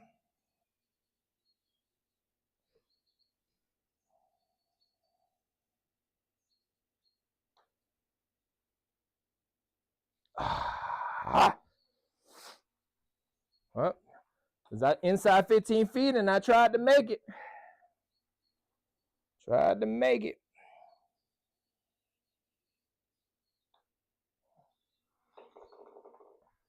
Another bogey. 78 yards.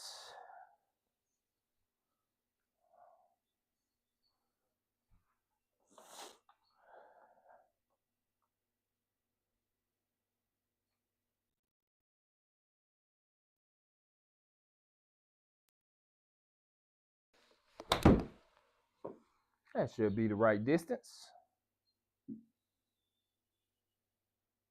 Oh, that was going to get inside that circle.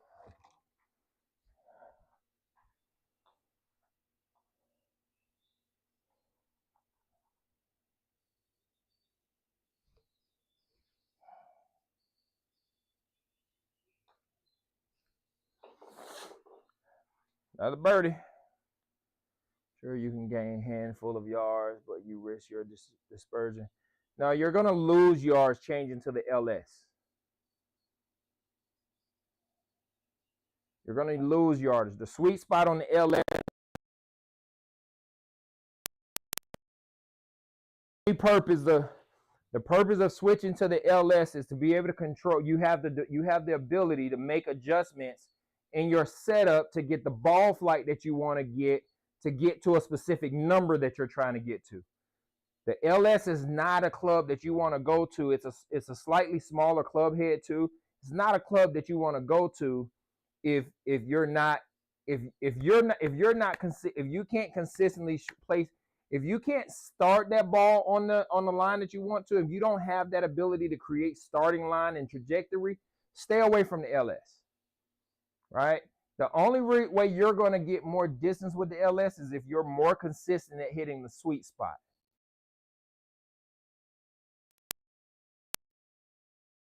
You're going to lose distance versus with the max, if you miss the sweet spot, you're going to still get around the same amount of distance.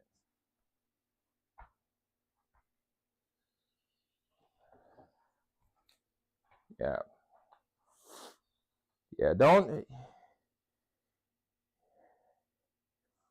I wouldn't recommend anybody over a 2 handicap play that LS. I would not recommend that.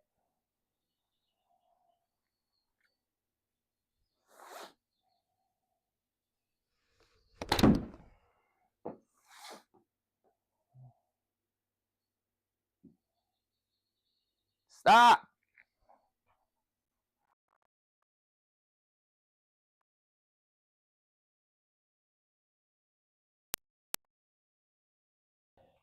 Become a scratch golfer from 100 yards. 100 yards and in. Become scratch from 25 yards, then from 50 yards, and then from 100 yards. And I don't mean you can make par from 100 yards in 4 strokes like Op 36. I mean that you can get up and down 7 out of 9 times, or 14 out of 18 times over a course of 18 holes from 100 yards. And you can get up and down.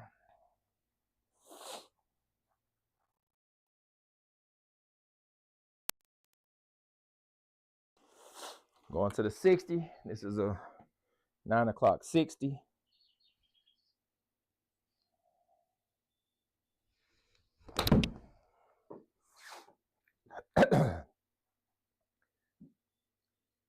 I just want you guys to pay attention to, right?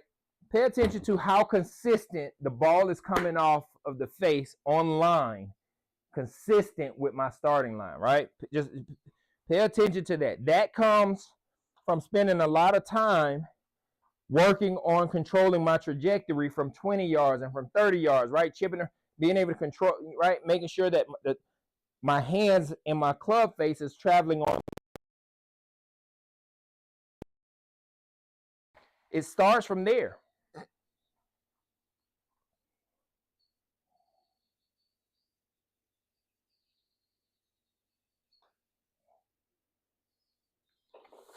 It starts from there. 83 yards. So that's that lob wedge again. 10 feet uphill. So this, if I can make that same swing, same ball speed as that last shot, then this one should stop right inside that circle.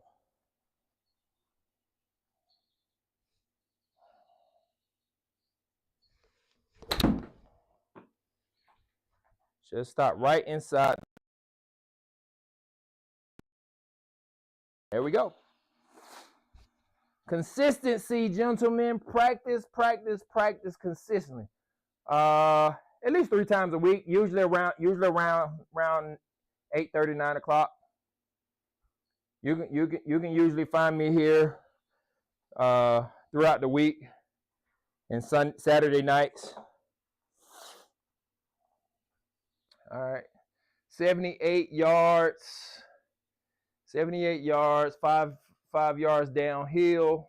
It's about 70. Oh, 5 yards uphill. So still about the same shot, 83 yards. Let's just make that same shot.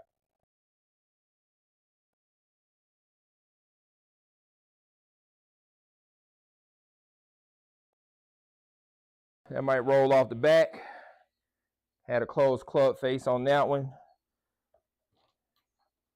So outside 15 feet. But we just want to make a good roll on it. Get it, give it a chance. I'm going to keep you updated as I keep grinding on your advice. Good job. I'd appreciate it.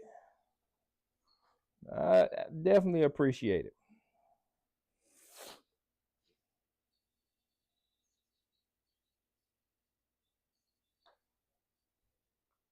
Oh.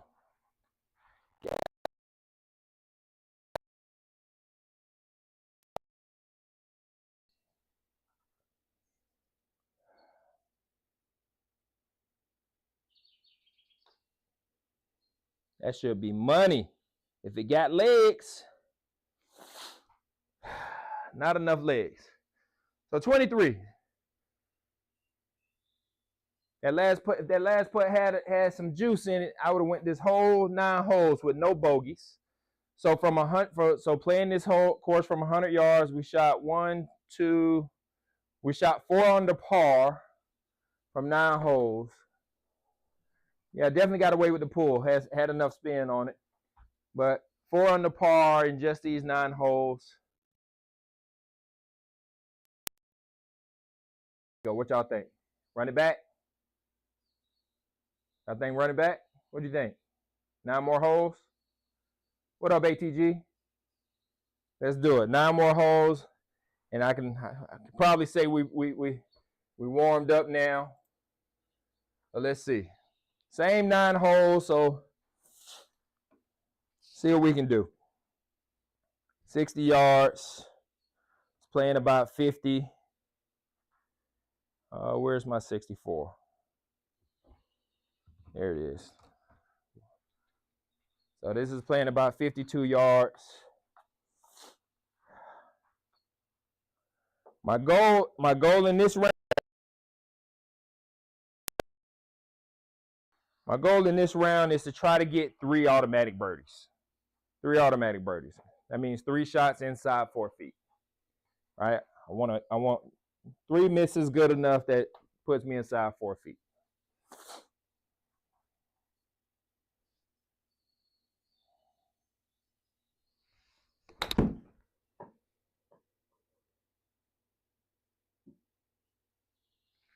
That one didn't stop. Didn't have enough spin on it.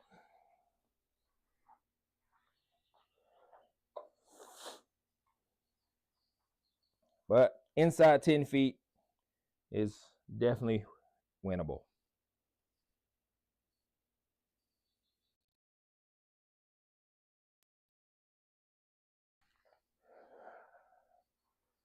All right, so we're going back to the 60. If we can get most of these, if we want to try to average inside 10 feet, we'll be in good shape.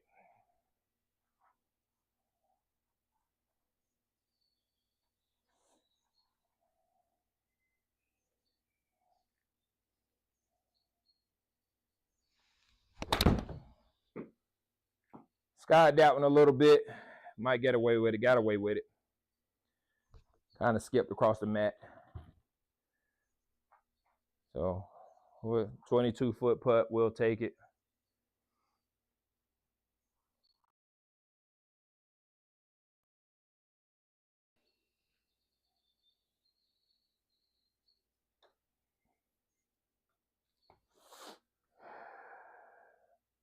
Oh, it didn't stop inside the circle. Stopping inside the circle was ultimately the goal. I'm going to try to...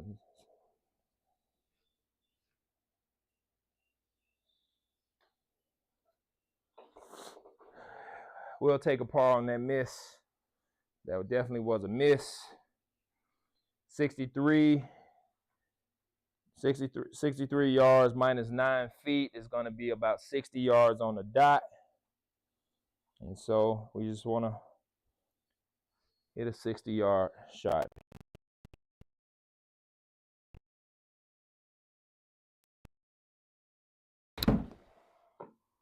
which is just a 9 o'clock 64. That was long. Oh my goodness. That one took off. And instead of chipping that, we're just going to putt that. So 9 yards, 27 feet. Yeah, we're just going to putt this. Just get it inside the circle and call it a day.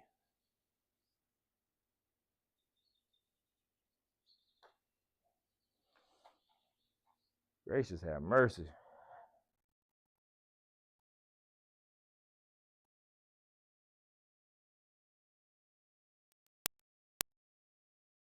Footer.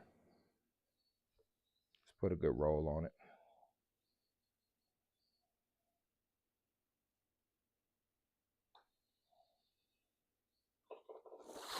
Save the par. 113 yards.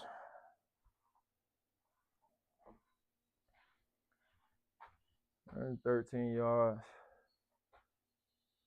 Snow going yet. Oh, we didn't get any snow in my neighborhood. We got ice on the road. But that was about it.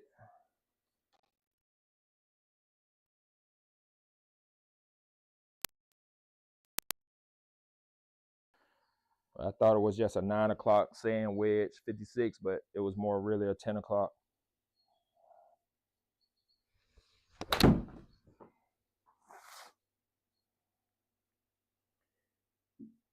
Guys, just have mercy. Not enough, not enough, not enough. Which makes sense. Which makes sense. Makes sense, Abner Davis. Which makes sense, Abner Davis. Ah! Y'all didn't see that. Y'all didn't see that.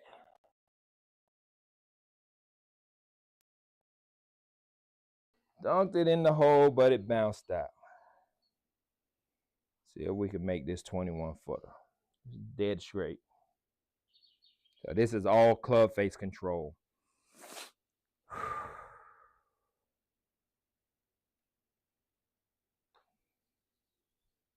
Nope. 1 degree close at impact, which means missing it a whole cup left from 20 feet. Yep, messed that one up. That was 100% a makeable putt.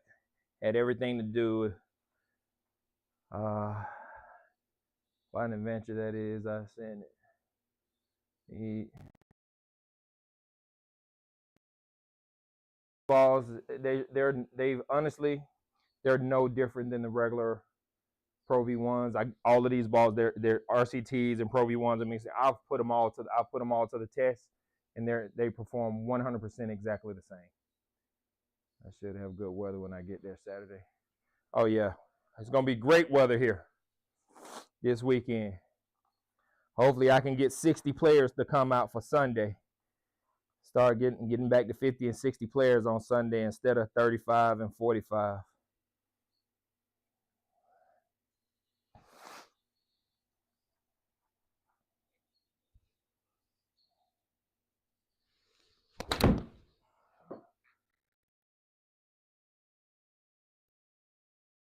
Have mercy.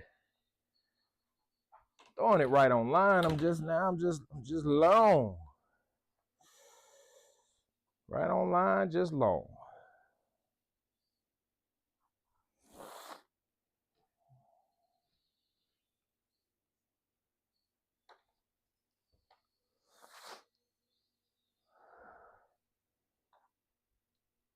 It would have been great if that had caught a piece of the cup. Just an 11 footer. We've made this one last time.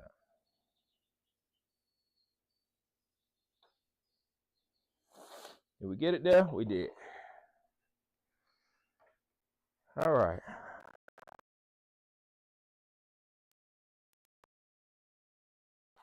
Not as many birdies as last time. Got more pars this time.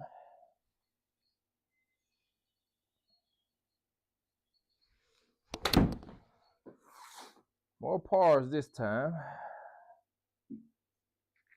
Let's see if we can make a putt.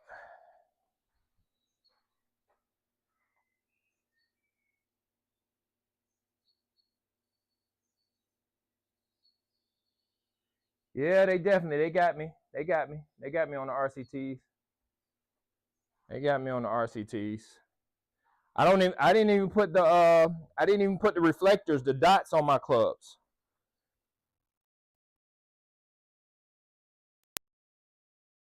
When I go out and actually play golf, you know, if I mess around and forget that they're on my club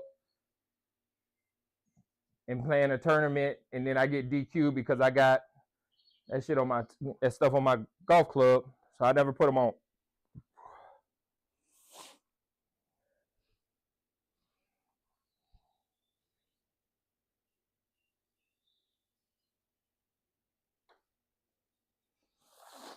One degree close, which is one club left from 20 feet. Keep that club face square and you make putts, sir. Square that club face up and you make putts.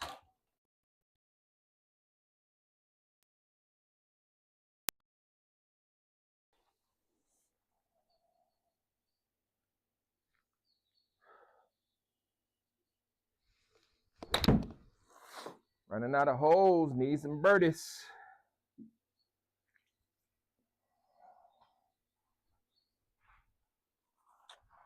That was real cute, Abner Davis. Real cute. Yeah, we did not make this one look pretty. And this putt got no slope on it, just flat putt. Flat putt. And we can chip this one in.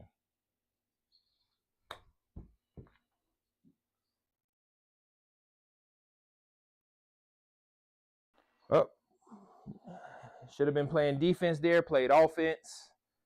We got a 15-foot putt. Let's give it a good run.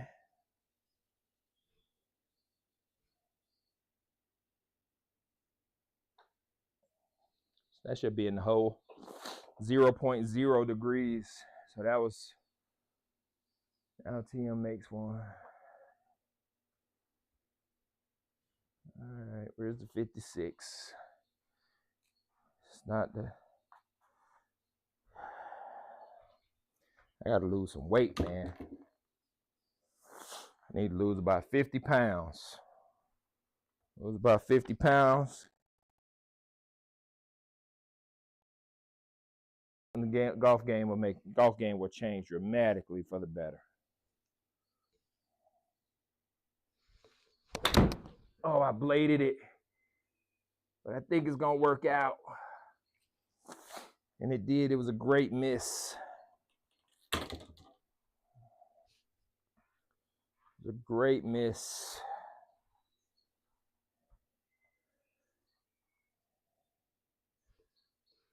See if we can make this 11-footer. 0.3 degrees left at the face. Made a putt. Last hole, 78 yards. 5 yards uphill.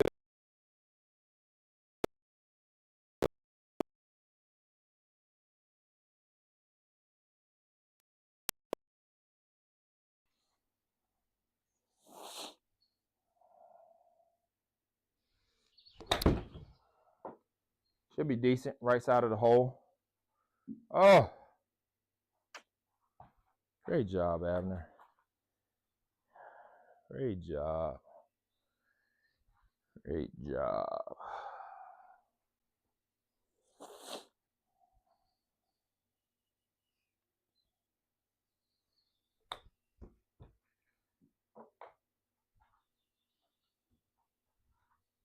Great job.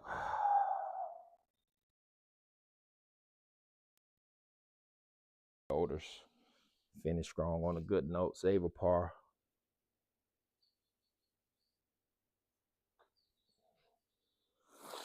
There we go. Boy! We certainly jacked that one up. 1 under. 2 birdies and 1 bogey. Yeah, we definitely get a break on this 9. We're done. Should have stopped at the first 9. That was the original plan. But appreciate you guys.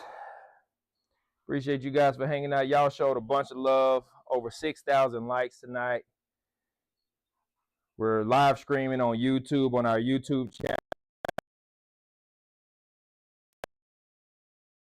Make sure y'all do that. Subscribe to us on YouTube, and we're going to keep running this thing up. I appreciate you guys. Y'all have a good night.